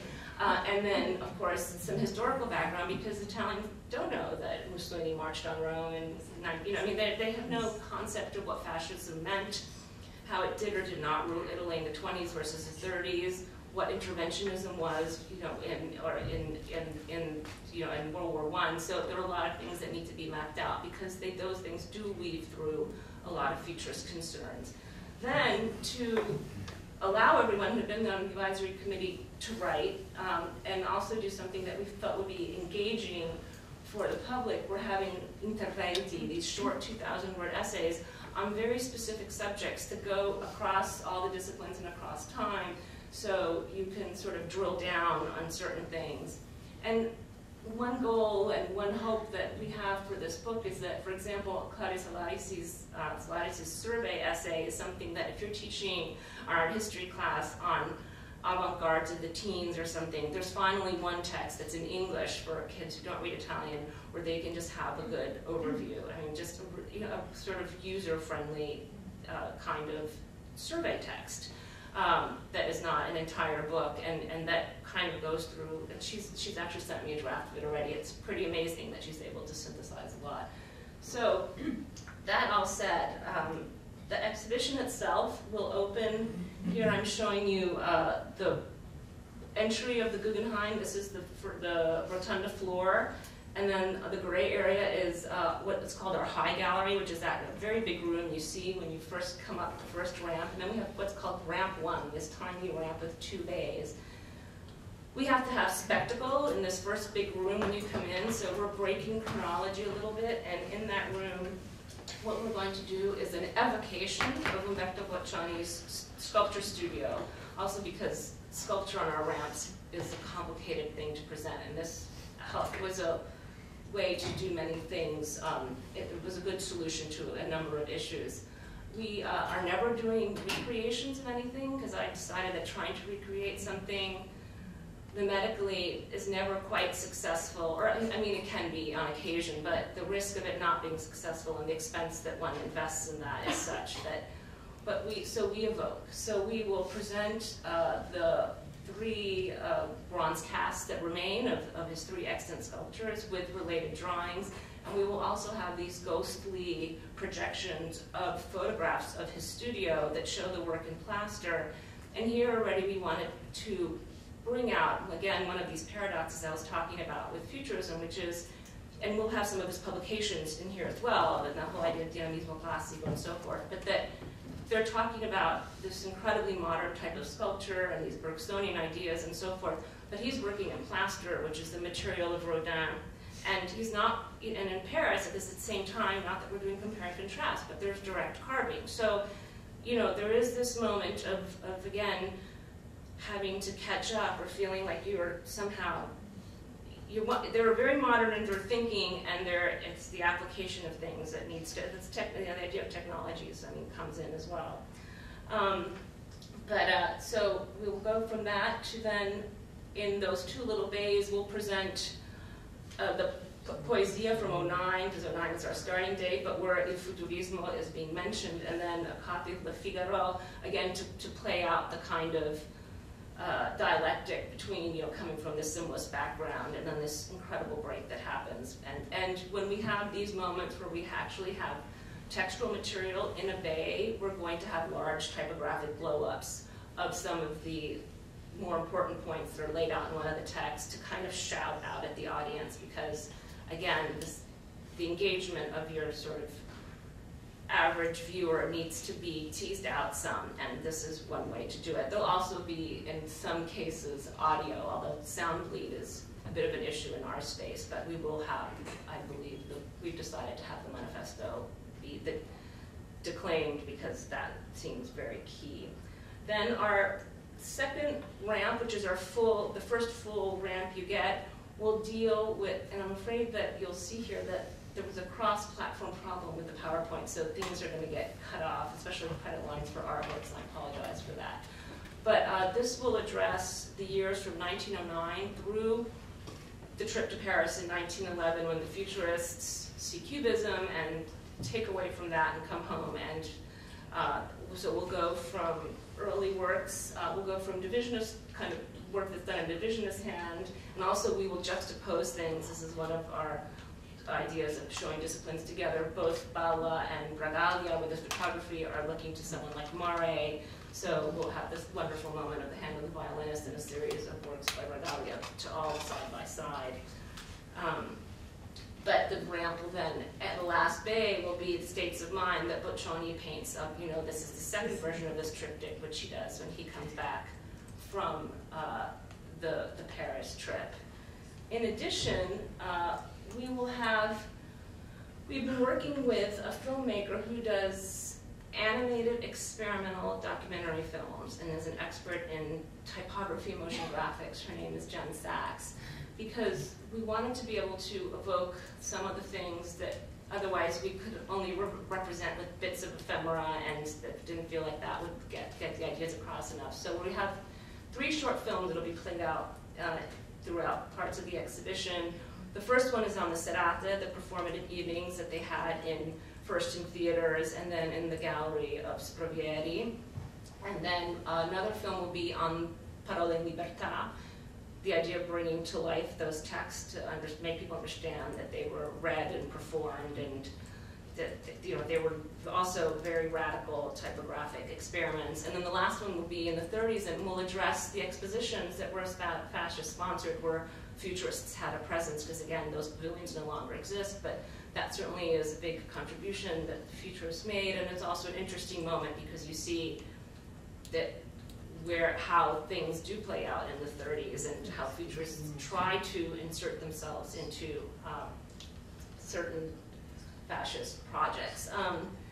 These are just a few notes of what the films will do. I told the filmmaker she can't animate the words or do anything that would actually violate the quote-unquote artwork itself, so she's doing everything with camera work and cutting, and they're incredible. And I just have like a couple of stills to give you a sense of what they'll be like, and they'll be only about 3 minutes long, and they will have sound, so they'll kind of shout out at you, so you're not just looking at a ramp of sort of staid painting, and we do try to get across the idea that it wasn't just about painting.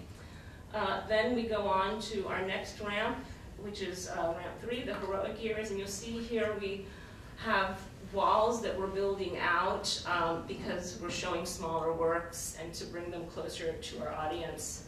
I don't know how the Guggenheim works, or we have aprons and back walls, so it's difficult to get very near artworks if they're on the backgrounded wall of the ramp. And you also see how our vitrines work. As I said, they're actually going to bend back in space, so there'll be a wall like this, and the vitrine bends back like this. So again, this idea of penetrazione dello spazio, our architect is playing with that. And we're trying to break the space so you move back and forth across the ramp sometimes. It's not always a linear progression. We start, as you can see, with a look at La Cerba and the debates that got played out there. We thought that was important. And there we will actually include a couple of works by Solfici and Rosai, just to sort of gesture to that foreign time moment. But this is really the moment, as I said, is for the quote-unquote heroic futurism. So Balla's series on dynamic expansion and speed, Gino Severini's very abstract experiments. we'll have about 20 tavole parole libere on 2 walls, of those walls that pop out, and then next to them, which are amazing, and some of them are in MoMA's Inventing Abstraction show right now, for those of you who can get over to see that. But it's wonderful to be able to bring together so many of these things, and these, of course, are what then are reproduced in a published version in the Futurist publications. And here is where we'll have another one of these films. This is sort of a quick synopsis of the kinds of things that we'll do. And these are stills from the film. And it will be shown on a monitor that is offset from where the tavole parole libere are, again, so people can make these connections. And they will have sound, which is great. So people will understand that these are not just dead words. And that ramp will end with architecture because, of course, this is, it ends with 1914. It leads right up to the war. So the Nuove Tendenze moment in Milan and the work of Gattone and Santelia. So we have a beautiful selection of those drawings brought together. And that closes our pre-World War I time. Then our next ramp, ramp 4, deals with the war years and the Futurist reconstruction of the universe, which of course is done in 1915. So you have this incredible juxtaposition of artworks that deal with war and designs for tea sets and toys, and then the vests. We play with chronology a little bit here, but the things that are sort of called out by the idea of the Futurist reconstruction of the universe. The tea set was actually made in the 20s, but based on his designs from the teens. And also, the one sort of instance of film will show the last clip of Thais, where we introduced the figure of Trampolini, who designed the sets, and that's sort of the only Futurist moment of the film. And that is another thing, as I mentioned, Trampolini, that I should have said before, that the exhibition wishes to do, which is to introduce figures that people know less about, such as Enrico Trampolini, or even Geppetto, for that matter, or some of the Ero pittori who like Dottori or Crowley or Tato. We have a great essay on Tato for our catalog by Antonello Pellizzari, who's sitting back there, and also one on Plastica Murale by Romy Golan. And those are all things that are not common knowledge here, even if people do know what Futurism is, so to try to bring other names to the fore as well. The one moment where we're not integrating everything as a unit is for theater, because of the question of sound, and this came down to just the practical realities of space. So in one of our annex galleries, Tower 5, we decided, rather than show many bits and pieces from different theatrical productions and focusing on Futurism and theater, we chose 2 productions. So we'll have one half of the gallery, we'll look at Geppetto's Balli Plastici, and you will hear the 4 pieces of music playing, the one ostensibly by Bartók, by Werners, the Italians, and see sketches related to all the costumes, the very large-scale painting that he did after that production that refers to it, as well as some marionettes, which were reconstructed, but historically so under the, sort of, what should I say, the vigilance of the Casa de Pero. So they're, a reconstruction made it in, but we wanted an immersive environment rather than people being on the ramps putting headphones on in their ears. And then the other production we decided to focus on is the one that Balla did for Stravinsky's Feu d'Artifice, which was actually only successfully performed once at the dress rehearsal, and then was a failure when they tried to actually perform it that evening. Nonetheless, very important because of the ideas that play into that, with sets that were going to light up and lighting that would go on the audience, and no actors, but just this music playing and this kind of, again, immersive experience of light and sound and objects. We're not going to rebuild the sets, rather we have a 3D digital rendering that Carnegie Mellon did, which is quite good, and we're going to show that.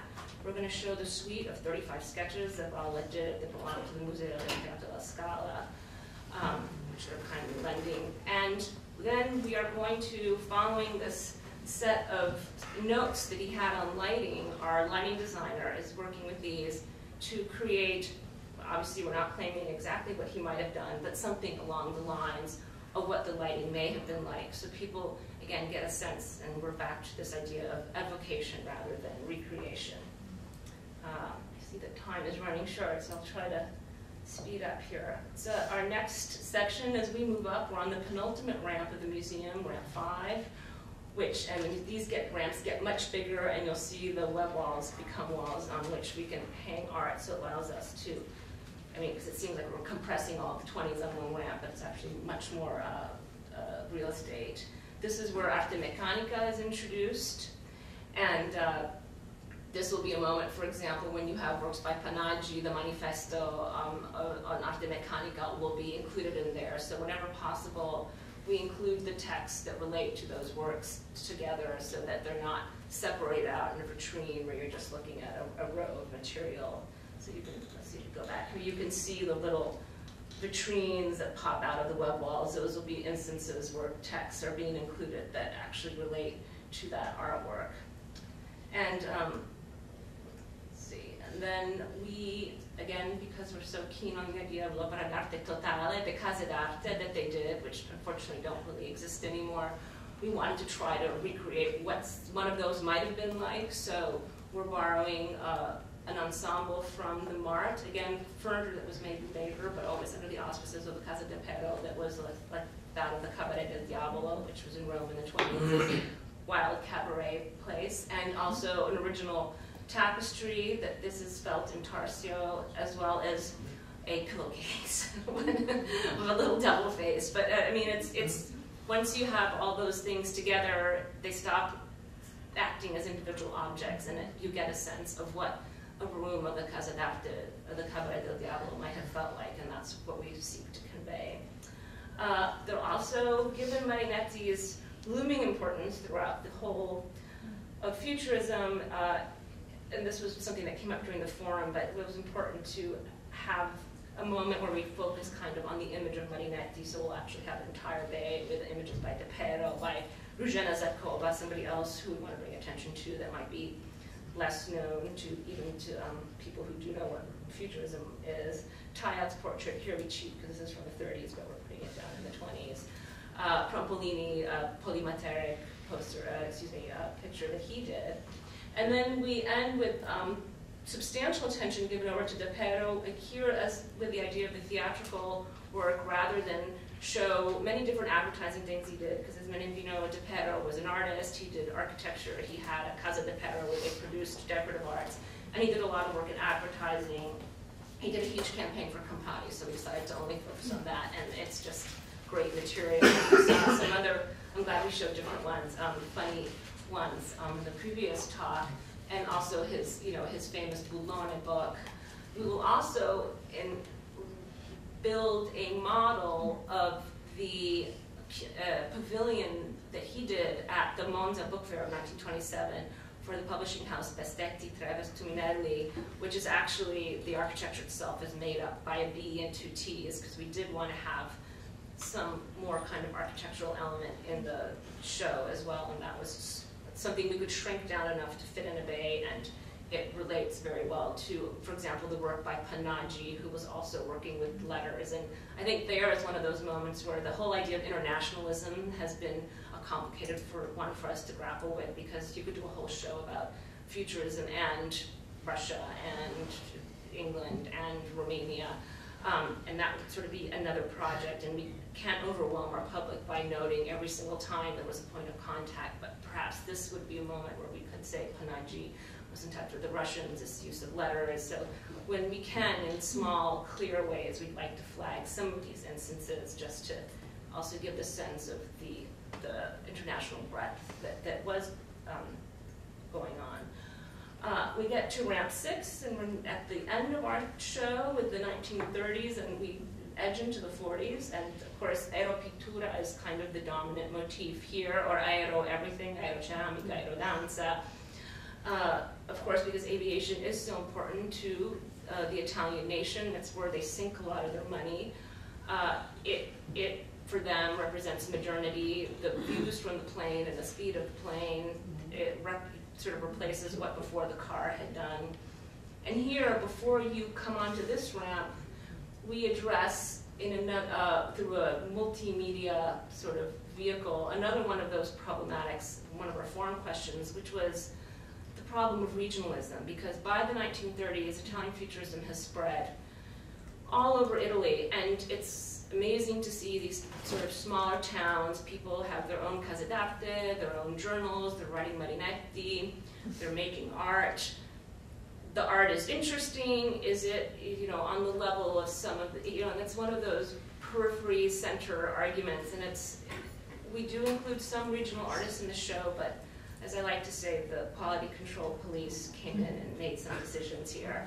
But we do have a big multimedia map of Italy that people can access, and you can touch various cities and artists' names, dates, the journals they did, possibly works of art if we have enough money left for the rights for that, because rights, as you know, for making books and doing things like that, especially when you have so many digital dimensions, is one of the financial things that we face as an institution. But in any case, it will give people an idea of the incredible reach of Futurism and how it does become one of the modernist languages of Italy. Of course, the kind of classical return to order being the other side of the coin, though in the case of Italy, sometimes those two things also weave together, which is, I think, one of the reasons it's so hard to define Italian modernism, because it can be very primitive, it can be very machine-oriented, and hopefully some of these things will get explained as we go via the futurist lens. Here, the bays are so big that we could actually organize them by theme. So, our first bay will have the last of the films, which is on the expositions of the 30s. And what's nice is, of course, here we actually can use film footage of the time, because we, you know, the Lucha archives. And this is where I think fascism will pop its head up, and we will see some things, some of those major exhibitions done. We'll have a whole bay on the theme of aviation, Balbo's Trasvolate being so important, he being a national hero, and here, you know, the idea is to show aeroceramica, work Munari did for l'Italia, the big balla that usually hangs in the Ministry of Defense, which the generals have written me, we will get as a loan. At one point I got the generals mixed up with other generals from another. It's amazing how many official people own this later futurist work, especially. Aeropittura, of course, will be highlighted, and somebody like Tato, who's known as a photographer, of course, is also a painter, and we're going to have wonderful juxtapositions such as this one with a Aerodinamismo by Mazzoero, which are quite rare, and we found these two at the touring club. And then we'll actually have two iterations of the Tato of this one, and then a much more abstracted version of the exact same scene that still belongs in one of the original families. Decorative arts play a role. Dottori, who's of course known mainly for his Aeropittura, was also commissioned to do this beautiful futurist dining room set, which does look rather deco, and I think this is one of those moments where we'll discuss Art Deco, maybe 1925, the exposition, and how Geppetto was very keen on that, and how that infiltrated ideas into the 30s in Italy. And this has been preserved perfectly, so and it has actually two giant sideboards, so we're very excited. And it will be integrated with some of Dottori's painting, because he had always conceived it as part of, again, a larger opera d'arte totale kind of environment.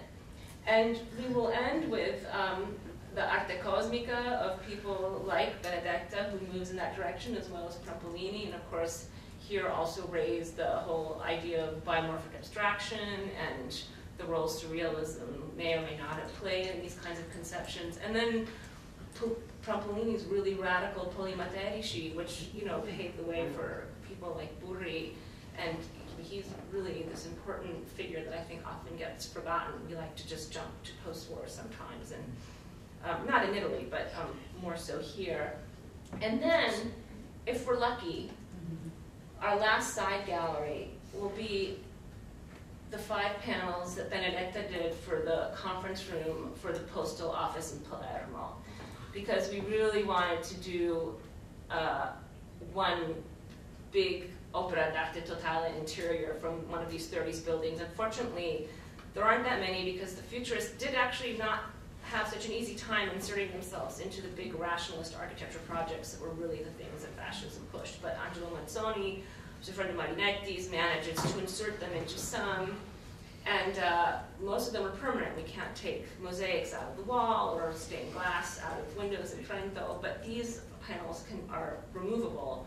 and we've been in long discussions with the Poste in Palermo and then the Poste in Rome, and excuse me? I can imagine the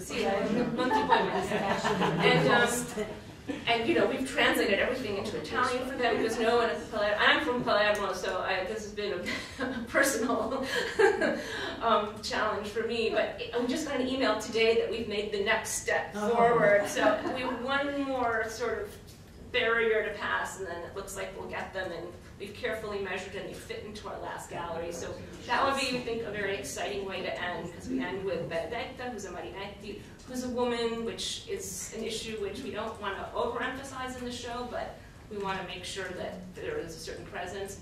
The problem of the futurist decoration in the rationalist building, the idea of the opera d'arte totale, it sums lots of things up nicely and on a happy note. So we sort of cheat going back into the mid-30s rather than ending with something kind of depressing when everyone's beaten down in 1944. But those are just curatorial decisions of, you know, wanting people to walk away also with a good feeling of having seen really good, high-quality work. Because that also, in the end, has to be part of the decision-making. And that is it. So I think I stayed under time. And if anyone has questions, I'm happy to answer them, or I don't know. Yeah, we need to go to lunch. I know we have 6 minutes I think we before lunch. should clap first.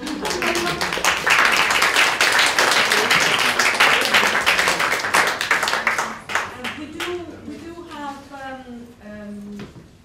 time for a few questions. I think we should take them, and then we move on to the final session. Can I just start with one question? I noticed that one of the, in the sort of questions that you sent to all of your people, number 7 was how to integrate music. Yeah. And I just wondered what some of the I didn't even get to were. I didn't answer that one so much. I think that's a hard one. With, you know, recordings, of course, with one suggestion. So what we took away from that is in the films, we'll have music, especially the Serate film and the Parola Libertà. We're taking some of our own libertàs there and having some period music, which people like Luciano Kessa or Daniele Lombardi have recreated. Also moving to one we're also inviting both those musicians to do performances, and they will do scheduled performances and surprise performances. Oh, wonderful. So, and in fact, that's one thing I didn't get to discuss, but there will be surprise musical performances on the ramps, and again, budget allowing, surprise declamations, or short, some of the short theatrical pieces like The Feet or something. Oh, yeah. Just, and you know, the unsuspecting viewer will be walking through, and suddenly this will happen, and we won't understand if it's you know. But that's part of we want the futurist disruption to insert itself that way too. Thank you. That was wonderful. I'm really looking forward to this show. I was wondering, at the beginning of your talk, you mentioned how the major themes, speed, etc., are covered throughout all the exhibits. And I noticed from your list of contributors, consultants, there were many people that had worked on specifically the politics of futurism, etc., Forgacs, obviously. I was wondering, how does the politics play out through the entire show? Like, how does that theme get discussed, developed? Sure. Well, I mean, you know, in the 30s, it's easy because a lot of the work is political, and we have a huge triptych called the Forze Fasciste with Mussolini and so forth. Earlier on, there's a whole bay on interventismo because Marinetti does so much work, Tavola Parole Libere on that, and there's so many books that relate to that. You think of Casa's Guerra Pittura. So, not that we want art to illustrate politics, but there are moments in which they just coincide exactly. And so in those cases, art speaks to the politics. In other instances, we are going to have to help the audience with some didactic material. We're trying to figure out if we can integrate an actual chronology within the space without adding too many things for people to read and look at all at once. But again, we now always have apps that run with our projects. So one idea is that those are things that you can drill down and get more on if you wish. But some of the labels, I mean, we've talked about this, for example, someone like Somensi, who is like this really hardcore fascist and is publishing all these journals, and then he's Jewish and has to leave at a certain point. People like that, I think, will get these sort of, we have 3 different size labels, didactics, the big general ones, and then there's sort of smaller ones on maybe an ism within an ism, like say Arte Mechanica, and then there are object labels, and I think the vitrine that has his journals will do a discussion of his biography, and we'll take instances such as those or with certain works to bring in those elements. So they're woven throughout, I guess, is the answer to that. But. Can I just have one quick follow-up? Mm-hmm. I guess the question that I'm really getting at is the art of the heroic years is, you know, Cara, Russolo, Boccioni. In many ways, it shows very, you know, pro-working class, anarchist, etc. themes. And then you get into Cara's Interventionist Manifesto, and you start getting into the war, and then the 20s and the 30s, it's far less of that. The radical left stuff. It's political in a completely different way. So I was wondering how that rather caesura between the radical early years and the much more right-wing militaristic, not that the later stuff was not embedded in the early stuff, we all know that, but how is that, I guess, dealt with? That's dealt with, I mean, the division of the spaces helps us with that, because we have the war years in one section and then we do the 20s in the next. So I think that in our larger text panels that will be discussed. I mean, you know, Marinetti goes from wanting to destroy museums to becoming an academician. You know, all of those kinds of issues will be flagged, because there is obviously a shift. I mean, there was a dramatic shift in any avant-garde pre-World War I and post, just because of what happened, because of the war. So that will definitely be something that's flagged. I think it has to be explained more, again, with didactics, because obviously we don't want that. But the division of the show should, I think, do that. It'll be pretty clear. You see the break. So I hope that answers your question. There was a I'll couple of questions. not have any more for now. So there was one there, and then one there. My question's answered. Yeah. Oh, right, okay. I have a question which already asked actually Vivien, but I'm asking her again. How do you address the spiral of this building? They would have loved this building, and you said no. I don't want to address the spiral. Oh, you mean yes, to do interventions yes, in the spiral? but really to do as people have done often at the Guggenheim, take the box for But what it is. when they've done that, it's been a living artist, and there really is this dividing line. And as I said, even with the films, I've been a little nervous at times that we're crossing that line of interpreting things, and there is a curatorial responsibility to sort of respecting the integrity of an artwork, and we are going to blow up some text and do a few things like that that are more design-based, but to really make a new futurist kind of work is not something that we could do responsibly. If we were working with contemporary artists, then we could But do then you that. gotta address it. It's a thing. I mean, the Guggenheim, Frank Lloyd Wright is looking at futurism. It's one of the few futurist buildings in this country. Well, that's an interesting thing that, somebody you know, should could write get about it. discussed. And we have this little gallery in our educational level where we talk about things that relate to the building. That would be a perfect show to talk about that, Roni. That's a great idea, absolutely. So to talk about how Wright is looking to futurism. I think that's fabulous. Grazie.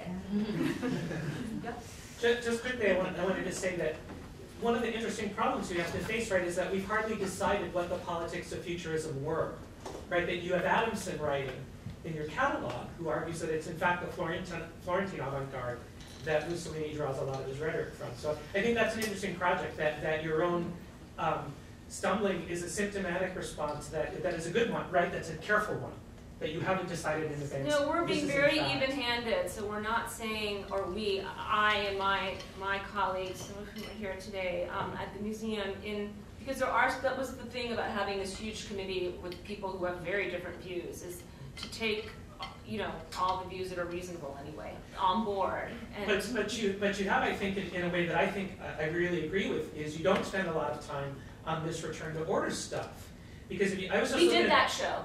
Well, I was just looking at the Wikipedia page the other day, and I know Wikipedia is a kind of common sense repository, right? And it talks about this wholesale refutation of futurism that occurred in the post-war years. And the way that your exhibit really says that is not a careful enough analysis of what happened in Italy in the post-war.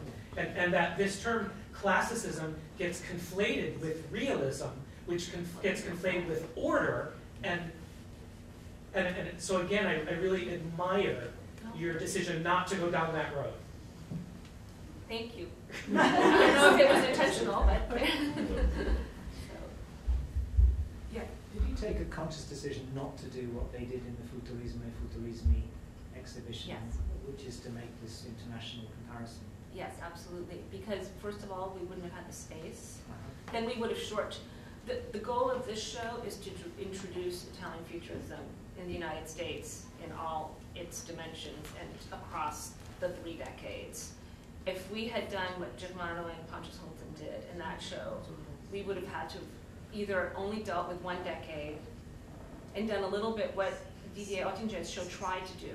And unfortunately, he's great and he worked very hard on that show, but that show had some problems because it ended up making Futurism look like the poor cousin of Cubism. But you know, that show did that for the teens to a degree. But no, I feel as though this exhibition has a part 2 and a part 3. One, which is international reach, where you pull back on showing a lot of Italian work, and you show examples of certain Italian things, and then others. I mean, I did a show on Forgacs, so I came to it because of my work on Futurism. So it's something I thought about a lot, and it was one of our questions, like, how do you address that? And the answer was, we don't have the space, an audience couldn't have managed it. Let's introduce Italian Futurism first, and then see if we can do that next step, because that show stops in 1929 also, and if we did it, I would want it to go forward. Not that it's a careful stop, you know. So the Manifesto della Pittura has been written, but a lot of the other uncomfortable stuff has yet to happen. Yeah. Yeah. So. And it reflects new work on Futurism today, which pushes it into fascism more and more deep into the 30s. And I have to say, I'm surprised with some of another thing that we did with our advisory committee, and also with a couple of outside authors we invited in, because, for example, I didn't have a dance historian on our committee, which is my omission. But we invited younger scholars. Some of the Italian scholars are younger as well. And they're much more comfortable talking about fascism than, say, a generation, who are now in their 60s. So it's great to, one of our most Italian Futurism and Fascism, hand-in-hand essays is from an Italian, and I thought, they solved the problem for me. It's not an American writing that or a Brit. So, because Italians get very sensitive, some still get very sensitive about that. And you have to, again, it's a balance. This exhibition has been a balancing act to try to make all these things sing together or scream together, but in a good way. So, act of diplomacy. That's it. Well, sure, I convinced my university to fly me over to see absolutely. it. But we're going to do a Scholars Day, so anyone who's, I hope that through your listserv, we'll advertise it, because we invite people who are here locally or who happen to have come for the opening. We try to have it right after the opening on the day the museum is closed, and we bring together people from all different backgrounds again to talk through the art, not in a room like this, but with the art, and actually address issues, whether it's about how is politics played out or not, or what does it mean for post-war modernism, and while looking at objects, which as a curator to me is really important, rather than the meta experience of slides. Well, thank you very much again. I'm afraid we've got to press on because we're sort of conscious of time. So I'll thank you. Yes, and let me just get to see if I can.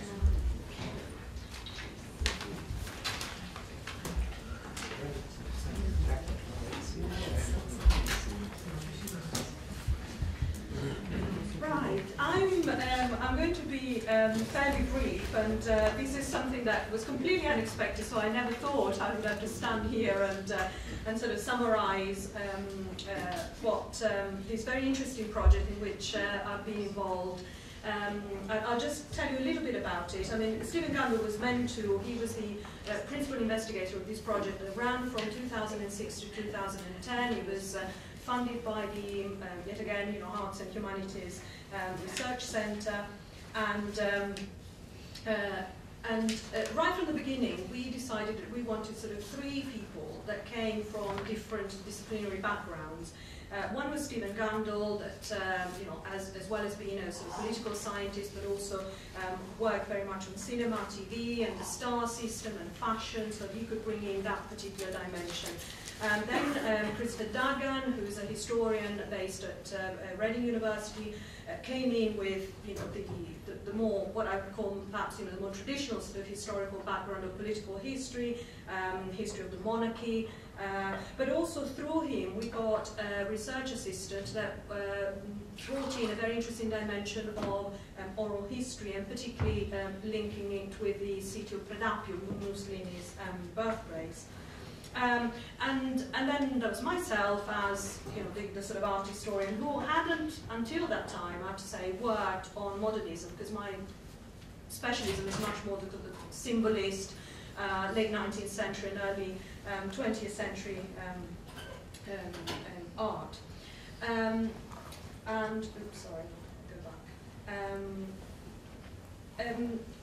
What was different about this project is that what we tried to do was to address the development of the cult of Mussolini through a wider period of time. So we went from 1918 to 2010. So we were very interested on the aftermath of the cult and what happened in the post-war period, and what could be the sort of wider, maybe cultural, if you want, mediatic implications of this cult in the post-war period. Of course, anybody working on the cult of Mussolini, you know, the first question everybody's going to ask you, in a sense, is, have you read Gentile, and what you know, how do you play the difference between what you're trying to do and what Gentile has done? So I'm not going to answer that question today, but what I do want to say is that perhaps there are 2 ways in which what we try to do differed from what Gentile had done, without saying that we don't, you know, recognize the importance of what he's done. And it's that we looked at what happened to the cult in the post-war period, so it's a kind of shift, you know, chronological shift. And perhaps at this point, before I tell you what the other difference is, I just want to sort of mention, Stephen was going to talk a little bit about Giuseppe Graziosi and his equestrian statue of Mussolini, rather sort of striking, huge bronze statue. They used to see it outside the Littoriale, the Zerilli-Marimò in Bologna. And you can see another sort of, again, you know, it's quite interesting, the plaster that we've just seen in, and in many ways, you know, what happened to the statue in the post-war period, and this image here of 2 partisans by Luciano Minguzzi is actually what physically happened to the bronze that was recast into these 2 statues. So in a sense, you know, as a kind of symbolic rebirth of the 2 statues of the partisans by Minguzzi. However, not all of it was recast, because the head, in fact, still survives, and we found it in the... Yes, yeah. In the what is now called, if I'm not mistaken, the Centro di Studi della Repubblica Sociale. And I think what is quite interesting about this, we may call it a shrine, really, I mean, it's slightly sort of, you know, problematic image, is linked to what has been happening since the internet age to fascist memorabilia, and particularly Mussoliniana. I mean, I haven't done a very thorough research, but if you go on the web and you look under this website, which is called Libro e Moschetto, so one word, you will find that, you know, it's a place for people that own Mussoliniana to kind of sort of show off their little sort of statuettes of Mussolini, you know, trade them, you know, buy them. So it's an interesting development, and we try to sort of touch upon. But the second point that I wanted to make is that how does our project sort of differ, in a sense, from what Gentile has done, is that we try to look beyond exclusively fascist sources, and I think more importantly, we place the personality cult of the fascist leader in the wider context of the age of mass media and celebrity culture. And this was not done to trivialize the matter, but rather, I think, to better understand the reach of the cult and the way in which it was articulated and consumed at the time. And I think this is probably a good point to bring in the two examples, which are the ones on which I've worked more on, and that is to say the role of the artworks. I didn't look at photography. We had a PhD student that did a PhD on photographs of Mussolini, but I looked at a rather, sort of, if you want, marginal side of the cult, and that is to say how, you know, portraits of Mussolini at the time, and also what happened to them in the post-war period. And I just want to very briefly show you Renato Bertelli's Profilo Continuo. You know, probably I would say at the moment one of the most widely accepted and very well known images of Mussolini, and became so since the 1980s, when he kind of resurfaced and now has quite a lot of value. I mean, if you go on various sort of auction houses, websites, you know, you can, you know, they fetch quite high prices, these objects. But the reason why I was interested in Bertelli was that because this was not, it was always meant to be a piece of design. This was reproducible. It wasn't, you know, the kind of aura that we give to objects like this now when we see them in exhibitions. It sits slightly uncomfortably with the fact that this was just something that people could have in all shapes and sizes. Bertelli designed it, then he sold the copyright. Why am I talking about this? Well, I think one of the things that I was very interested in is the fact that this was something that wasn't controlled by the regime. The copyright was sold, and then people produced them in different sizes. Or, you know, there could be a huge one in Casa del Fascio. It could be a very small one that you would keep on your desk, you know, as a kind of decorative object. So the idea that, in a sense,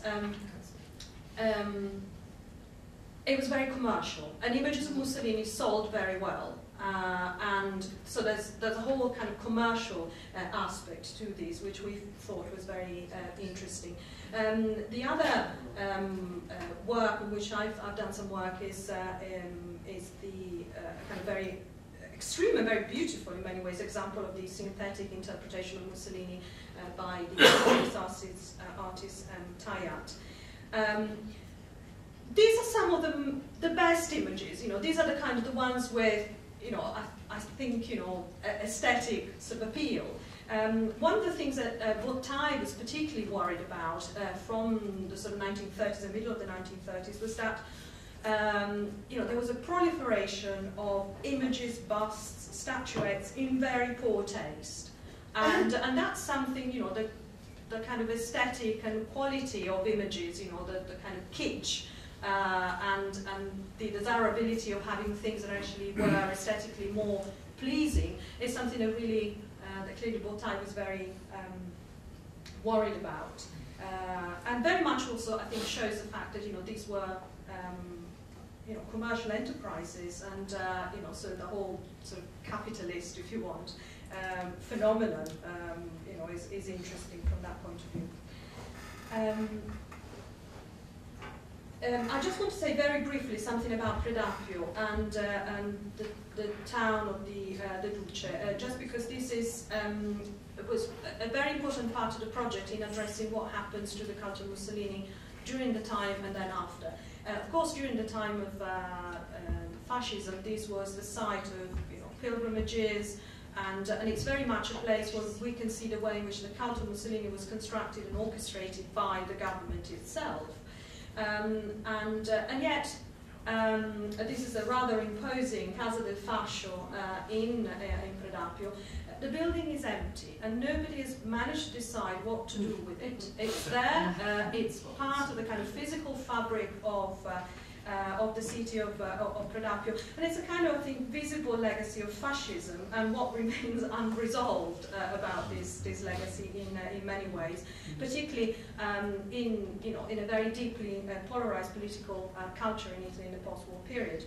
And the return of the body of Mussolini, and we can see there in the background Donna Rachele, was also an interesting aspect that we looked at, and that is to say the kind of post-war period, the importance of the family, the living family, but also Mussolini's family life as a theme that people sort of latch on and becomes its almost acceptable side of, acceptable face of the regime. The shrine in Predappio from the 1970s was a very contested site with very violent clashes between the right and the left. And then we were left with present-day Predappio, historical reenactment, shops selling knickknacks. Again, a kind of sort of strange turning of the image of Mussolini into something that sells, that is very commercial. The final part of the project, on which I'm going to say only literally a couple of things, because this would have been, it's very much Stephen's side, is the Mussolini in film and television productions in the post-war period. I know very little about this. I'm just going to show you a few images. So this is, I just want to highlight 2 points. And that is, film and TV productions, they strive for historical accuracy. So events, characters, and location were normally well researched and quite authentic. And this is what sort of Stephen says. But there was a focus overall on the personal and private. So that in a sense, a higher degree of invention, because we don't know really very much about the private life, had to be employed. But also, I think, again, there was a focus on his family. And so overall, what we do get is a much more human and perhaps sympathetic portrayal rather than the one that history and historiography would give us. And with that, I'm going to stop. If you don't mind, I'd like to sort of move on to Jacqueline's talk, and then we can take questions right at the end. As I said, something that it was completely fortuitous, and we're incredibly lucky to have Jacqueline, who valiantly sort of stepped in. But it works very well because when Jacqueline came to the first workshop that we had, right at the beginning of the project, 2006, there was a lot of synergy between the work that she was doing and her interest in early cinema, the star system, maybe transnational issues, and what we then try to address. And that is to say, to look at Mussolini in the Italian, but also the wider context of new media, and particularly, the new age of celebrity, and how that may have had some impact on the way in which the cult was perceived, consumed, but also produced. So we'll move on to Jacqueline and then have a few questions. I thought I would keep it to 10 minutes, so I did 15. So. Can I close this? Is that right? Yes, please. Are you okay with the other? I hope so. Yeah. It's just going to take me a moment to set up. While I do that, I'm going to try and multitask and talk about the genesis of my project. And again, it was very much in its nascent stages when I went to the workshop in 2007. So it was really great. And I got to ask Richard Bosworth, I got to ask him, does Mussolini ever mention Maciste? And he said no. So that solved a big problem for me. But what I'm trying to do is, a lot of scholars kind of, here we go, great. A lot of scholars have sort of originally talked about Mussolini and sort of the Maciste-Mussolini connection, right? That Mussolini, that you have Maciste in Cabiria, and then you sort of have this kind of sort of visual iconographic connection with Mussolini later in the 20s. And what I've tried to do with my project is unpack that. And it grew out of my work on stardom, on Mastroianni, so you might think, oh no, she only works on stars who begin with the letter M, right? Maciste, Mussolini, and Mastroianni. But that's not the case. And I want to put another, and I want to say that in addition to the workshop, my work would have never been possible without the collaboration that I'm involved with the National Film Museum in Turin, who has painstakingly reconstructed these films and restored them, doing an incredible project, and they're actually contributing an appendix and a detailed filmography to my book. So a big shout out goes to Claudia Giannetto and Stella Dagna. And so what I discovered in looking at, in sort of unpacking this film series, which runs from 1914 to 1926, is that Maciste was really kind of the first action hero. And his films were extremely popular in the United States as well as in Italy. And that I wanted to sort of kind of examine why. So today's talk is really going to be about his films in the United States. And I think I chose this part of the research to present today because I think it is the most sort of interdisciplinary of my work. And it also does address the notion of discipline, because we think of film as a discipline in and of itself. But actually film kind of breaks down into different disciplines. And when you start working on early cinema, basically everything you ever knew about cinema gets thrown out the window.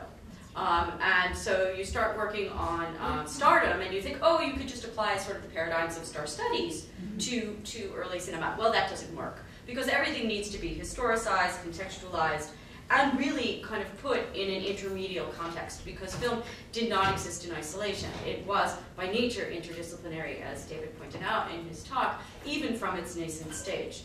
So I think that's extremely important. It also, I believe, needs to be nationalized and transnationalized, and I will talk about how film from its inception today, we'll talk about today how it was a transnational phenomenon. I'm going to be reading, I'm very jealous of the people who could sort of extrapolate and talk about it, but I'm actually going to be reading my talk, and I hope that's okay, with some cool images and clips as well.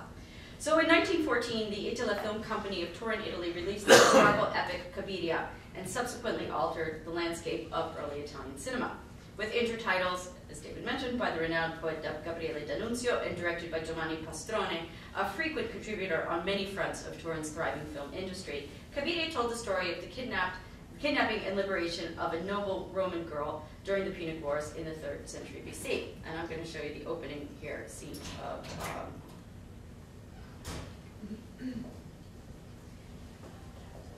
there's sound, but it really doesn't matter.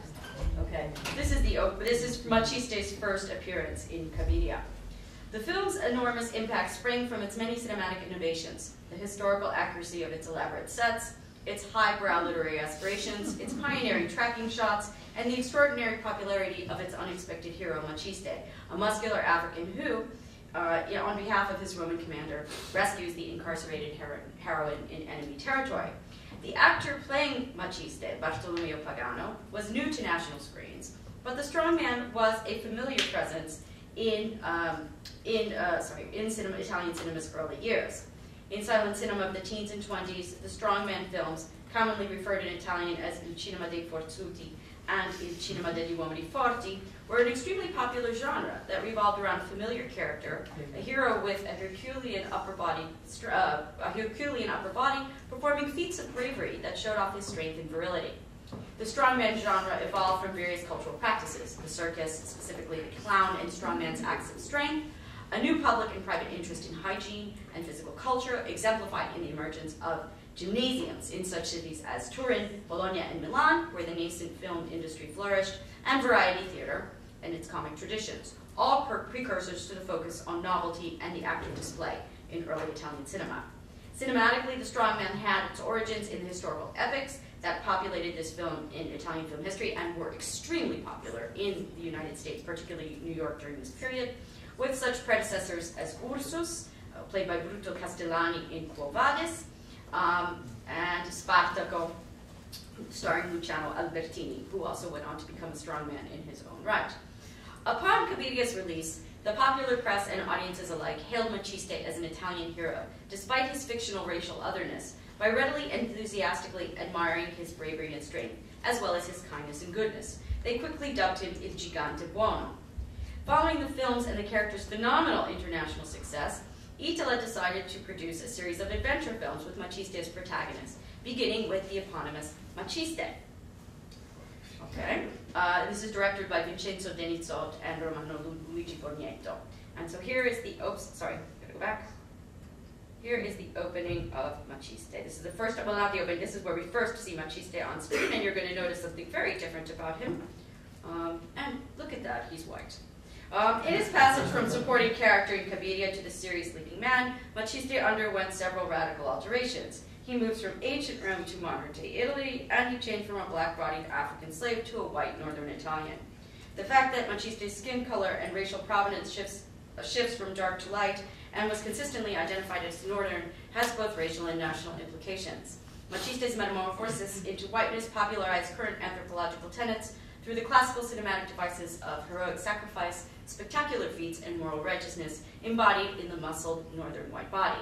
Embraced as a national symbol, Machiste had to be white. Pagano subsequently starred in approximately 20 films produced by Itala and other companies, including Machiste Alpino, the film I'm going to talk about today, Machiste Innamorato, talk about Machiste in modernity, as well as Machiste in Vacanza, which prominently features the Diato automobile, and there's an enormous amount of correspondence with the Diato Film Company about product placement in this film. I mean, it's really fantastic. In the 1920s, as the Italian film industry began to collapse due to intense competition, lack of innovation, and overtaxation, among many other reasons, Pagano, like many other performers, found work in Germany, where he made 3 films akin to the popular German Sensation film. He ultimately returned to Italy to make some of his most successful films for the distributor-producer Stefano Pittaluga and his company Fert, including the innovative Machiste all'Inferno, which Fellini famously says, and I have these translated in English, sorry, this was for a general audience. So many times I say jokingly that I'm always trying to remake that film, that all the films I make are the repetition of Machiste. Okay, I think probably, some critics might disagree, but nevertheless.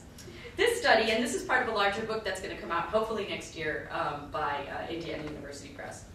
This study argues that Machiste and his muscular body played a crucial role in Italian cinema's narrativization of a unified national identity before, during, and after World War I for both a national and international audience. Machiste became the model Italian to lead the relatively young nation by heroic and entertaining example. The transposition of his heroic narratives to contemporary Italy aligned him with pressing contemporary national and political imperatives. Italy's intervention into World War I, modernization, the birth of fascism, and its colonial aspirations. Classical ideals of masculine beauty, in particular the muscled male body, as it came to be represented in ancient Greek and Roman sculpture, Renaissance art, 18th century neoclassicism, 19th century photography, and eventually film, informed these contemporary nationalist ideas of the male body. Rather than glance backward, though, Machiste embodies the future. Modernity feeds on the past in order to become more modern than the present.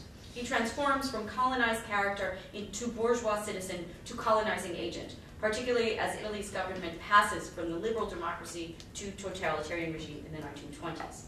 At the same time, as Italian national cinema began its precipitous decline, his charismatic appeal and associations with strength and bravery uplifted him to a heroic national status. In the Italian context, Machiste effectively bridged Italy's past and present, and in a convergence of Italian politics and popular entertainment, his fame anticipated later occurrences of Italian political stardom, notably that of Benito Mussolini. Okay, that's a still from Machiste Alpino. So I just want to say that I see film, sort of how I define everybody looks at film in a different way, and how I see film in this period. And I see it not as a reflection of reality, what is commonly referred to as the mirror thesis, but in a kind of Foucauldian sense, as one of the many discourses that engages in a dialogue with the national, social, economic, political, cultural, and ideological context in which it thrived. I'm particularly interested in genres, why certain genres flourish at particular times, and how the figure of the star, as sign, as commodity, and as discourse itself, participates in these various convergences and divergences across national platforms. So I'm going to talk over a scene. This is from Machiste Alpino, and it's an absolutely beautiful restoration that the National Film Museum did in conjunction with the Cineteca di Bologna and the Immagine Ritrovata lab in Bologna as well. So let's get this going. Here we go. During World War I, both Machiste and Machiste Alpino received extensive distribution across the United States. The films were extremely well received from coast to coast, as contemporary newspaper reviews, advertisements, and other published testimonials attest. Even the earlier Cabiria was rebranded for the war experience.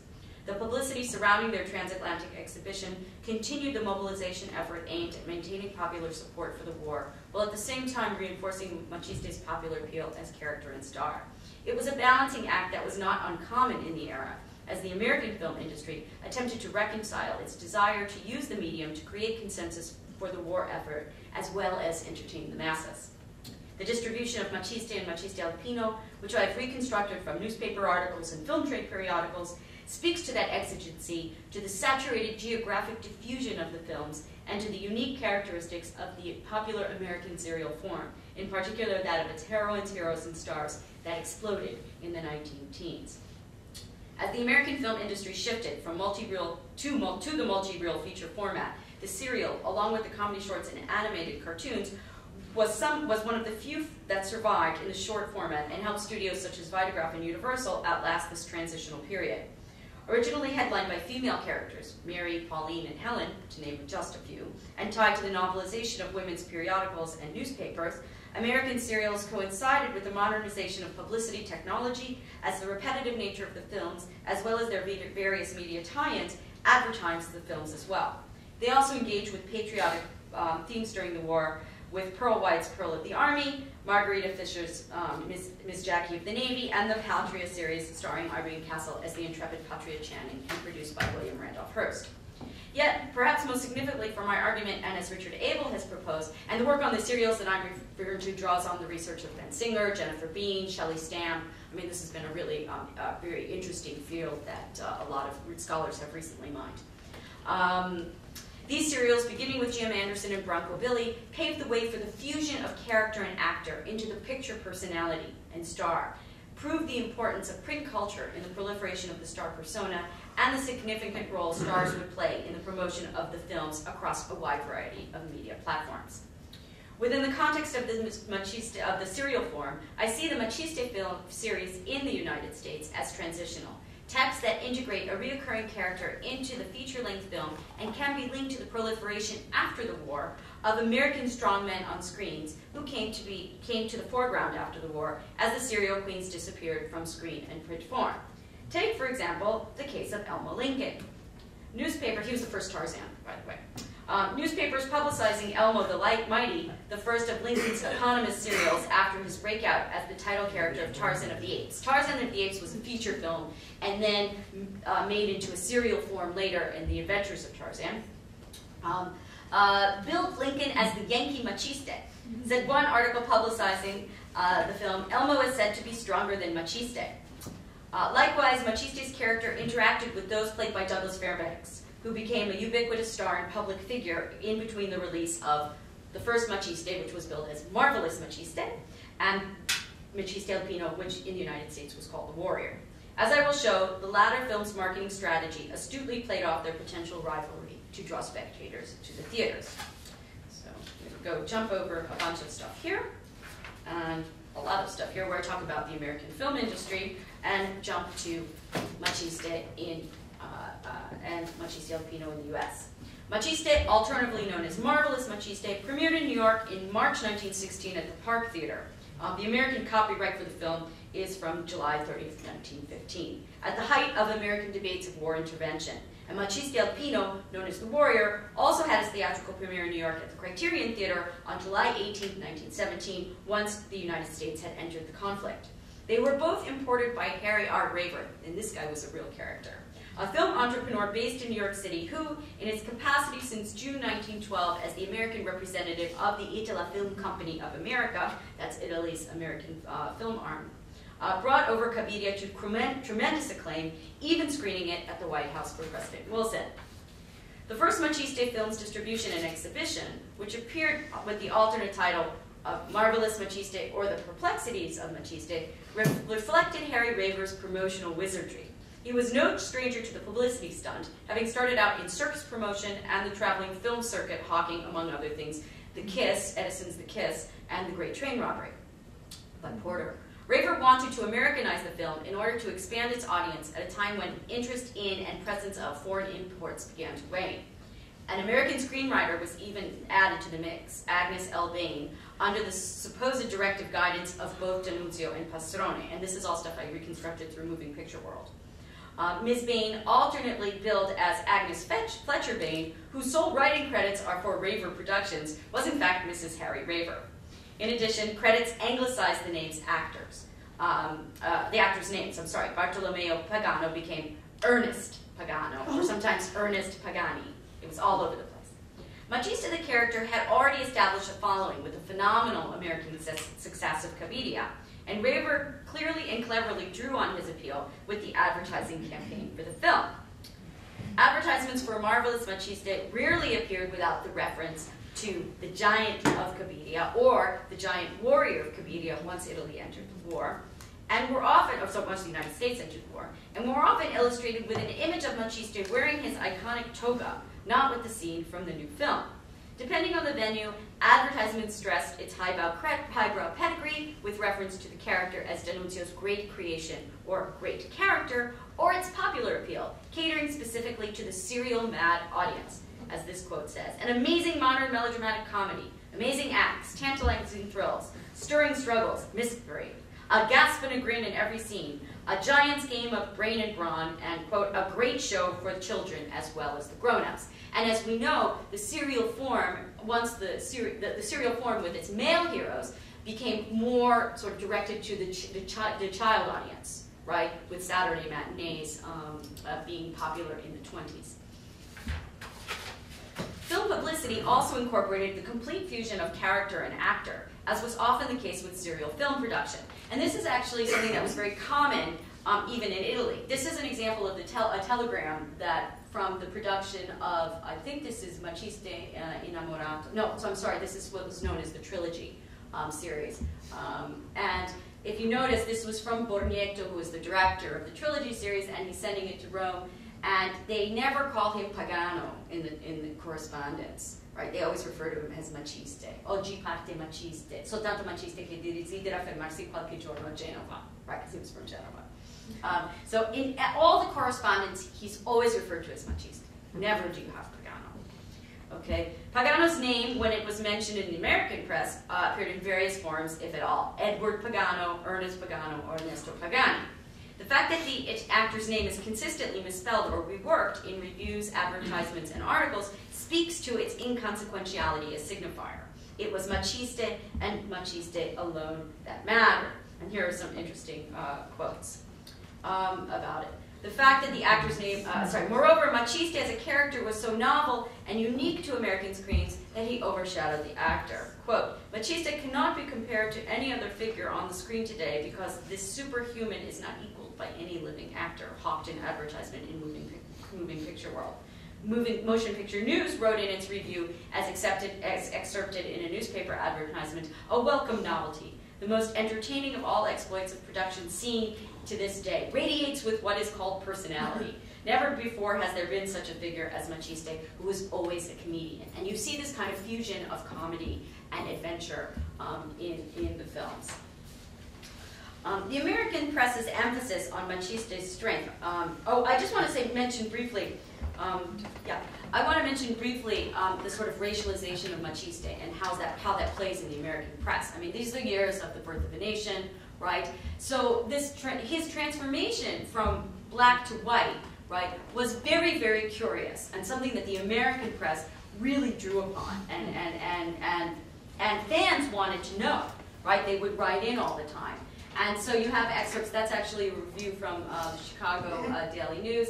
Machiste, who does most of the hand power rescuing, is a great ebony-hued person. His piano polished finish very gently exposed, right? So that notion of that. Now that's from 1914, a review of Cabiria. And then here, the notion that he wore makeup, right? Whereas in Italy, to promote Cabiria, he often appeared in public in black makeup. Now note I don't call it blackface, because it's really not blackface, because he's an African. It's not in the minstrelsy tradition, although it does draw on actually more of a European kind of minstrelsy than an American minstrelsy, but that's a whole other can of worms. The American press's emphasis on Machiste's strength echoed the growing physical culture movement in the United States at the time, epitomized in the film's earliest days with Edison's first images of Eugene Sandow's muscular poses, boxing films, and the emergence of strongmen such as Charles Atlas, originally the southern Italian immigrant Angelo Siciliano. Machiste's muscularity, already essential to his racial recuperation, here plays an integral role in situating him as the ultimate masculine specimen at a time when the suffrage movement, as well as increasing modernization, urbanization, and industrialization, pose threats to American manliness. Soon that muscularity would be mobilized in service to both the American and Italian cause in World War I with The Warrior. The Warrior's hybrid nature as war film, comedy, and serial-like adventure film lent itself to multiple marketing strategies and explained to a certain extent its wide appeal.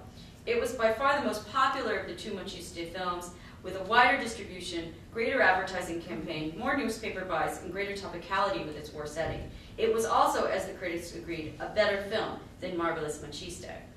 When this picture was shown for the first time at the Criterion Theater in New York City, it was greeted with a tumultuous cheering, which reminded one of a national political convention, just after the man of the hour had been nominated for President of the United States. After its premiere in New York City in July 1917, it begins to tour the country in early 1918 at the height of both the United States and the the United States intervention and the new Italian military push after the humiliating defeat of Caporetto in October 1917. Trade publications revealed a general overall ambivalence on the part of the studios about the audience's desire to engage with the war on screens, reflecting two commonly held positions by producers, distributors, and exhibitors, that movies should show escapist fare or should engage with contemporary reality. Depending on the venue, advertisers for The Warrior either oriented the film within the war picture genre or advertised decidedly against it. So now I'm going to show a bunch of advertisements for the film. And so you can see here on the left, and this is from one in Iowa, right, where it's not a war picture, right? And they're really sort of 7 reels of thrills. They're really playing on the kind of sensational sort of genre that the film serials exploited at the time. Has your spine a thrill vibrator? Okay, the same one here, if you look at the one on the right, it says the world's strongest man, not a war picture. But then right below it, it says you'll enjoy seeing how Maciste handles the Huns. Okay, so it really tried to kind of cover sort of this kind of broad sort of spectrum to get as many people as they possibly could in the audience. I have another one right here. These are great. The Warrior, right, misspelling. And the laughing success of the season. Right here it's billed as a comedy. And this is in the Mansfield News, and that is from, you can't see on the bottom, that's from Ohio. The one across the way is from, the one on your right is from Wisconsin. Okay, so, I mean, these are really great sort of advertisements that, I had a fabulous research assistant. I have to give her credit, Elizabeth Hughes, an undergraduate research assistant, and she went on Newspaper Archives database and found all of these advertisements. The New York Times was one of the many papers to draw comparisons between Maciste and Douglas Fairbanks. And this is from its review of The Warrior. Pagani, or Maciste, as he has been known since the Commedia film, is the Douglas Fairbanks of Italy. As a matter of fact, he out-Fairbanks Fairbanks. That was a quote that was all over the place in advertisements, since he is almost twice as big as our own favorite athletic actor. Fairbanks has often whipped a whole township in live reels, but in The Warrior, Maciste makes the whole Austrian army quake in its boots. The comparison with Fairbanks is extremely indicative, because 2 primary changes occurred during the period between the release of Marvelous Maciste and The Warrior. The United States entered the war, and Douglas Fairbanks achieved massive popularity as film star and public figure. And you may recall that Fairbanks also went around promoting and selling war bonds, right, with Mary Pickford and Charlie Chaplin as well. He was very, very involved in galvanizing support for the war. Where am I here? There we go. Fairbanks incarnated from early on in his successful Broadway career the all-American boy next door, full of youthful vigor, energy, and optimism. And I'm drawing here on the work of Galen Studlar and Scott Curtis in particular. He made his theatrical debut in 1902 and consistently, Jeffrey Vaughn, sorry, and consistently played up through his transfer to films with Harry Aitken's Triangle Film Company in 1915 with The Lamb, extremely likable, appealing, lighthearted persona. His characters underwent radical yet often humorous transformations from early urban mollycoddle to rugged, privileged, masculine citizen a la Teddy Roosevelt, whose muscularity incarnated the early 20th century cult of the body that in turn was emblematic of the muscular Christianity movement of moral goodness. But because most of his characters were upper class, their unburdened and carefree lifestyle allowed for greater focus on playfulness, reinforcing his useful image as well as his physicality. Maciste, on the other hand, has no time for play, as his heroic exploits at this point carry national patriotic implications. his leisure time experiences will come after the war, when he falls in love and takes a vacation. Fairbanks was so popular at the time that variations on his name had become part of the American vocabulary. In Precis Machiste stunts, Photoplay wrote that he engages in a Doug Fairbanks with the Austrian defenders of a certain castle. The Minneapolis Tribune, in an article entitled "Giant Machiste Does Real Fairbanks Stunts in the Warrior," proclaimed Douglas Fairbanks has a rival. Now this was really interesting, and I haven't found verification of it, but I don't doubt it. According to the Los Angeles Times Review, the Warrior, Super Fairbanks Sereno, even the film's intertitles were altered to play off the Machiste-Fairbanks connection. And this is a quote from the article. In The Warrior, he is a film actor known as Douglasino Fairbanks Sereno. Jack Late, who wrote all the subtitles for the picture, all the subtitles for the picture play, named him so, and named him both wisely and humorously. For Machiste does indeed resemble our Doug in body, smile, and method, though of course he is twice as big as Doug, hence the super. He is, as Lade says, Douglas Fairbanks grown to man's size, which is really the argument, right? That while Fairbanks was Fairbanks was all, was boy, right, the all-American boy, Machiste was all man. And so their displays of strength are very different. Fairbanks' character instead showcased their nimbleness and acrobatic prowess, although he is decidedly not a wimp in the boxing ring. In his picture in the papers, that's from 1916. It was a boxing sequence. It was a 12-episode serial. It was shown. Each part was shown over 1 week consecutively, and it was kind of a reworking of the first Machiste film, along with some films that had just come out in Italy at the time, Machiste Poliziotto, Machiste Atleta, and Machiste Medium, all of which are lost today. With The Liberator, the importation of the Machiste cycle of films into the United States ended for almost a decade, when in 1928, several of the last Pagano films Pagano made in character, Machiste nella Gabbia dei Leoni and Machiste all'Inferno, came to the United States. Now they came much later than they were released. They were released in 26. Machiste nella Gabbia dei Leoni came in 28, and Machiste in Hell in 1931. For the most part, however, Machiste disappeared from American screens, displaced by Tarzan and other serials, and suffering the fate of other Italian films as the Italian industry began to further decline. But Machiste's successful yet brief sojourn on American soil is an example of how an Italian star character experienced and interacted with other national systems of production, distribution, and exhibition at a crucial time in the industry's development. The fact that Machiste's film came to the United States in the first place had to do with the entrepreneurial vision of Harry Raver, who recognized in Machiste an additional exploitable commodity from his highly profitable distribution of caviria. The circumstances of the war and the United States' eventual intervention on Italy's side provided another more timely occasion for economic gain. Machiste's heyday ultimately coincided with the war years and their immediate aftermath precisely because he as a character, like those portrayed by Douglas Fairbanks, addressed a need for strength, virility, and moral goodness at a time of turmoil and uncertainty on national and international levels. While the triumph of the serial in the 19-teens and 20s is certainly one avenue of explanation for the transnational success of the Machiste series, his popularity spoke to a wider constituency, male and female, young and old, middle and lower class, rural and urban. He became a motivational symbol for the war for Americans, like other stars, of the wartime alliance between Italy and the United States, and of national pride, especially for Italians living in New York. And this is an advertisement for The Warrior in Il Progresso Italo-Americano, which was the most widely circulated Italian newspaper in the United States. And what it says here is, that he's right now at the front fighting for the cause. There was this whole great myth that Pagano was killed on the front, right? That was another whole publicity stunt that Harry Raver did, when actually he was never even served because he was a sleepwalker, according to his son. He couldn't be drafted.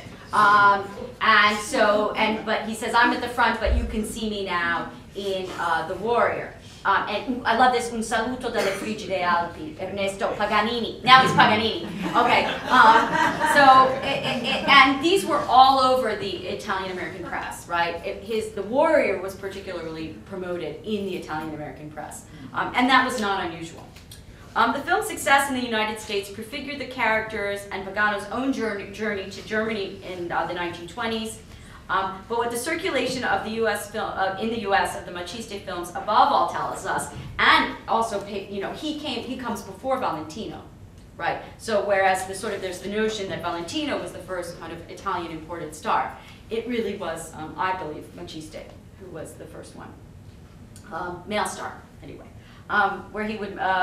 But what the circulation in the U.S. of the Maciste films above all tells us is that, unlike many Italian films during the war, they easily adapted to the American market. That Maciste as a character was tailor-made for the American-style serial and broadened its appeal, and that the star persona could flow transnationally as easily as the films themselves. Thank you.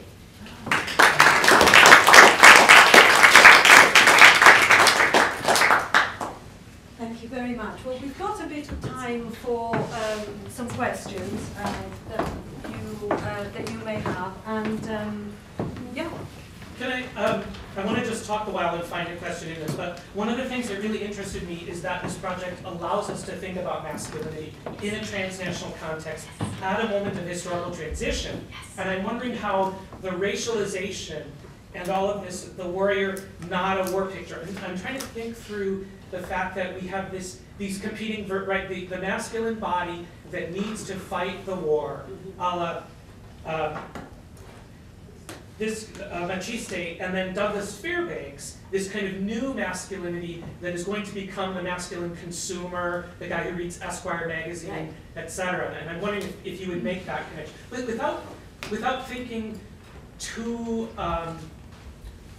without simplifying history, but looking at the kind of hybridity of this figure as in certain ways embodying these contradictions of masculinity in this international context. Well, I think that when we talk about sort of Italian masculinity, right, I don't think that we can have a kind of singular notion, right? Especially, first of all, we can't, that the sort of notion of Italian in of itself at a time when there was just still incredible regionalism, right, is problematic. But there are also multiple models, right? And Giorgio Bertolini's research on Mussolini and Valentino in the 20s, so the period right after this, really addresses that, where he talks about how there were kind of multiple models of masculinity at the time. Like, how is it that someone like Valentino and Mussolini could both resonate with American audiences?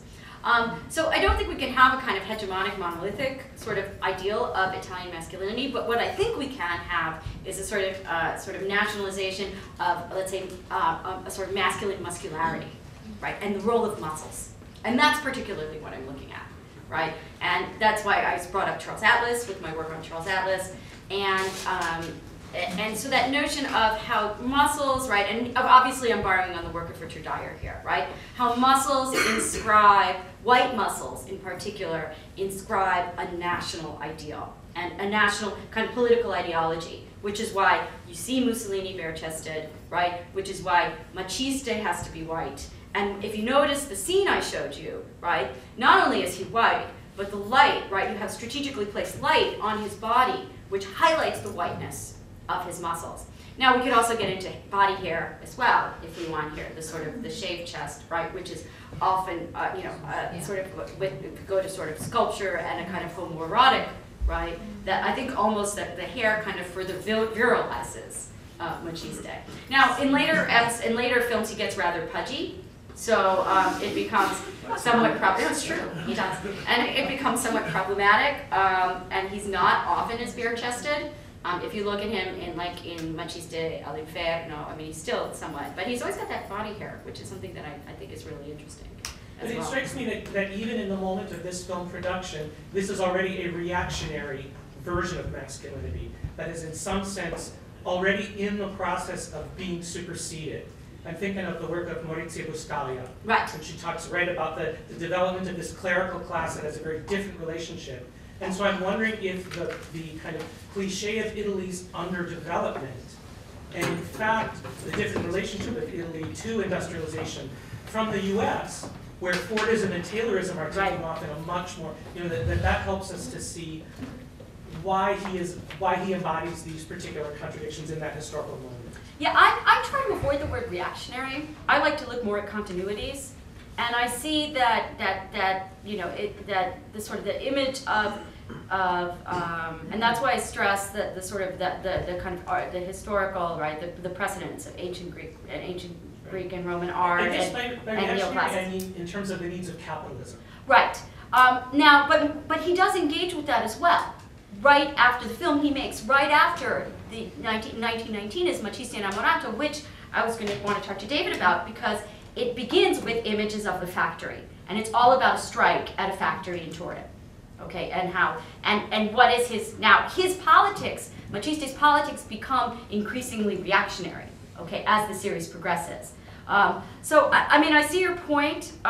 You know, it's something I need to address and think about a little bit more. But the way it's very important to kind of ground the stuff historically, so that this sort of situate the body historically, and that's what I'm trying to do. Got a couple of questions. One there. Okay. Well, I was just one question about the reception of Mussolini in the U.S. right after Macista, because I mean, Mussolini was also perceived as a sort of a man of order, not just in the U.S. but also in Great Britain and all over Europe. And I wonder how much the success and of a star like Macista was used on one hand by the fascist, establishment, but also on a popular scale, how much the fact that Italy had already an antecedent like Macista, like helped Mussolini's reception as the good, strong man, or something like that, or at least the man who could keep Italy in order. Mm-hmm. I don't know, maybe it's a bit... No, it's not. It's not. I mean, I don't think we can make a kind of linear jump because, but we can say that he circulated in the imaginary. But now, I mean, this really 1918, 19, right, is where we get the end, right? That's where he sort of disappears. So there's a kind of lag, and that's where Valentino comes in, right? So you go from sort of Macista, Valentino, Mussolini, right, on the one hand, right? But you say something very important because, let me just check my notes here. One of the main figures behind the CPI, the Committee for Public Information, was the journalist George Creel, right? And he started the Creel Committee. Now, Creel also worked in publicity, right? And he worked with Walter Lippmann, right, the founder of PR. Lippmann, and this is, again, I'm drawing on Giorgio Bertolini's research here, Lippmann and others were profoundly instrumental in the March on Rome, in helping to not necessarily finance, but advise Mussolini, and they were sort of outside advisors to Mussolini in terms of his public imagery. So where you see an intersection, I think, are precisely in what David was talking about with the cultural industries, and the way in which the film industry and its connection with publicity and PR and the war and ideology, right, also helps, right, sort of manage Mussolini's image in Italy. So that's very interesting, and that's a real avenue for exploration.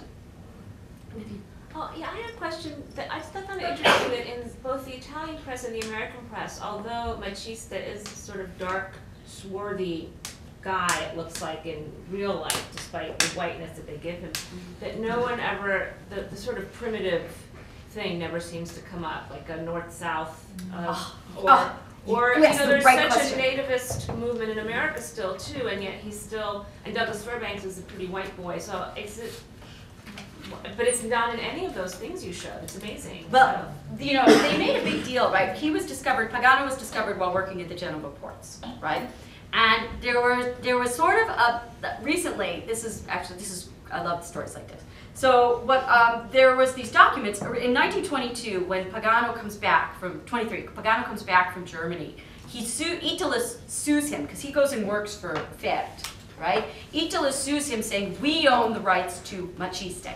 So you look at the court documents there, and it says Bartolomeo Pagano, nato a Napoli, right? Born in Naples. So I'm like, hooray, this is great. He's actually Southern, and they mask it, right? Because, and this all supports the documents, you know, sort of the doctrine, right? The sort of Northern superiority over the South, Lombroso, Niceforo, Sergi, all that stuff. Well, We go and we find his death certificate. We can't find his birth certificate, but we find his death certificate. And Italian death certificates always have the birthplace. And his birthplace was in fact Genova. So he was murdered. Yeah, I know. I had a piece accepted to film history that had to completely rewrite once we got that done. But even so, as an Italian in America and Yes. dark and being, you know, sort of the hero, I mean, as a hero of obviously Italian Americans and immigrants, but also hero in American cinema more broadly, that discussion never came up. No. That's just, Because I think the muscularity supersedes it. I really do. I really believe that if you look at the way muscles, or that cinema and visual iconography code muscularity, masculine muscularity, it trumps it. And also I think what happens in this period, and even if you look in Italy in this period, the national trumps the regional, right? And so I think that's the other thing. So muscles trump the sort of skin, right? And the national trumps the color, I think really is what we're talking about. Okay. David? The parodic, I mean, if people make fun of Mussolini in America, was there a parodic, did this allow for Can you be more specific? the I'm sorry. parodic side? Yeah, but when? Where? For Americans looking at Mussolini as this Right. present day machista, so how did that work?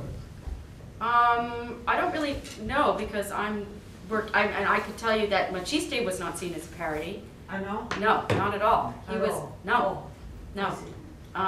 But Okay. I not at all. I have found no evidence, in fact, of Machiste of seeing. And in fact, the fact that he was used to publicize Elmo Lincoln, right? That Lincoln was the Yankee Machiste. You know, I think really reinforces the fact that he was not a parody and really played into and was this kind of transitional figure between the serial queens and the serial kings of the 1920s.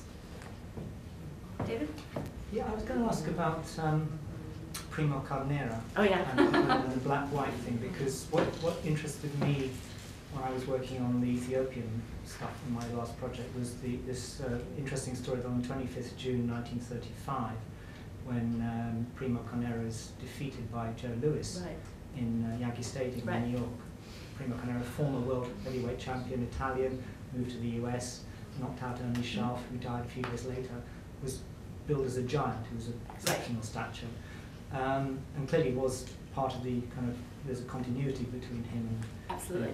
the racial thing gets reversed because the black American who are opposed to the Hitler's intervention in Ethiopia, and there's been these fights in New York between black Americans and Italians who support the Ethiopian intervention, see the Joe Louis victory over Carnera as this fantastic kind of vindication of black people and black power, and you know, kind of it's linked up with the Ethiopian thing, because Ethiopia was about to be invaded in June '35, and you know that kind of switchover by which you know the Machista, who's originally black but stayed black, switches to white, but then you know an even bigger and more powerful white Italian is defeated by a black American. Seems to be an interesting kind of inflection of this kind of discourse about race and body in the 30s.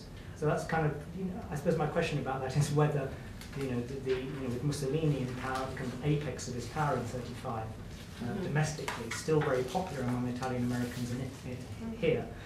Whether that kind of, being trumped by a black, even more powerful black fighter is symbolically significant. Well, I think it is in the sense that, the racial transformation of Machiste from black to white gets almost no coverage in the Italian press, right? They don't talk about that.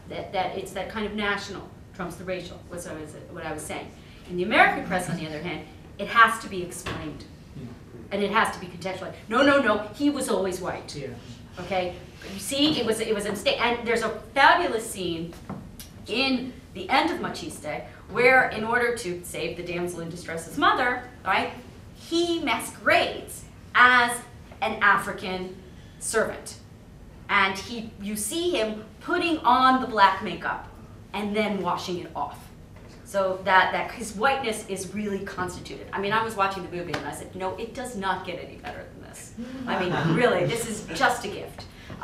So I think within that, and that black-white thing also draws on, right, Jack Johnson, right? The Great White Hope, and the whole history of boxing, and the boxing film, and boxing in the United States, which from its inception was highly racialized. So the fact that you would have the kind of Italians rooting against the black boxer, right? Italians living in the United States rooting against the black boxer has its precedent in the Jack Johnson, sort of anti-Jack Johnson movement, and Gail Biederman's work here is really fundamental. What? Sorry? Lee Greason. Right, Lee Greason, and Dan Striebel also, right, in Five Pictures, although to a lesser degree, that he doesn't engage in race as much as the others. Yeah. Right, thank you. Yeah. Jackie, thank you. I don't know if you covered this, so forgive me if I'm bringing it up again. Ending on the Il Progresso Italo-Americano makes me want to pick up on this gentleman's point in front of me about Maciste, Mussolini, men of order, etc. You probably already know this. The editor of Il Progresso Italo-Americano, General Pope, was a very fervent fascist and did a lot to popularize, not that he had to do much work to Mussolini amongst the Italian Americans here. And it all came down to this men of order bringing legitimacy, respect to the Italians who have been disrespected for years, etc. Is there something to that? Like, how did, I guess, was there a specific reception of Maciste amongst the Italian American press, the Italian American audience, which was different from American press in general? Yes, and that's an excellent point. What Maciste was seen in the press, particularly with the war, as a national hero, a symbol of national pride. Much like when the historical films came over, like Quo Vadis and Spartaco and Cabiria, these were promoted as that going to, that in the Italian newspapers in the United States, that going to see these films was part of your patriotic duty as Italians. No, seriously, and the language that they use, I mean, I don't have it in this PowerPoint. I have in my chapter that I talk about this, was enormously important.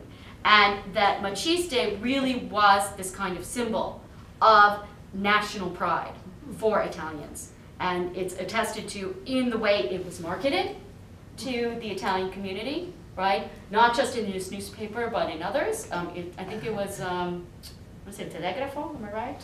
I can't remember the name of the newspaper. But that it was seen very much along national lines, not regional, but national lines.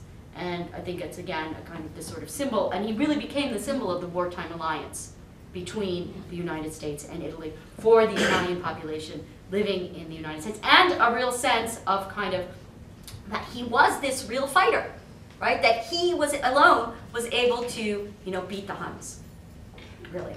And that it's marvelous to look at those. That's a really great point. If I had had time, I would have talked about it here.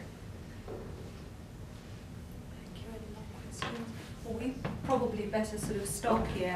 I just want to thank all of you for coming this morning and for asking really interesting questions. And just a couple of things. One is, on the way out, if you'd like to leave your name and your email address to be part of our mailing list, that would be great. So we've left something on the way out. And the other thing, which is even much more important, is that, as Clodagh said at the beginning of this event this morning, as from now, the blog on our project's website is open. So what we're really hoping is that all of you that have been here will visit the website, and over the next few weeks, feel free to sort of post blogs and contribute to the discussion. We'll upload most of the material. We've been, Casa Italiana has been very kindly videoing everything this morning, so you can watch the videos again. And we'll also start the conversation with a few sort of specific questions that we're hoping that everybody that has been here this morning will want to sort of address and help us to really sort of contribute to and open up the discussion even more. So thank you again very much for coming. Okay. Yes, thank you, and thank you as well to Casa Italiana and to the New York University too for hosting this event. We're hoping that Stephen's talk might go up on the website too if we can convince him to do it and to put it on the website, that you'll actually be able to see that too, which would be great. Thank you very much, and great to see you here.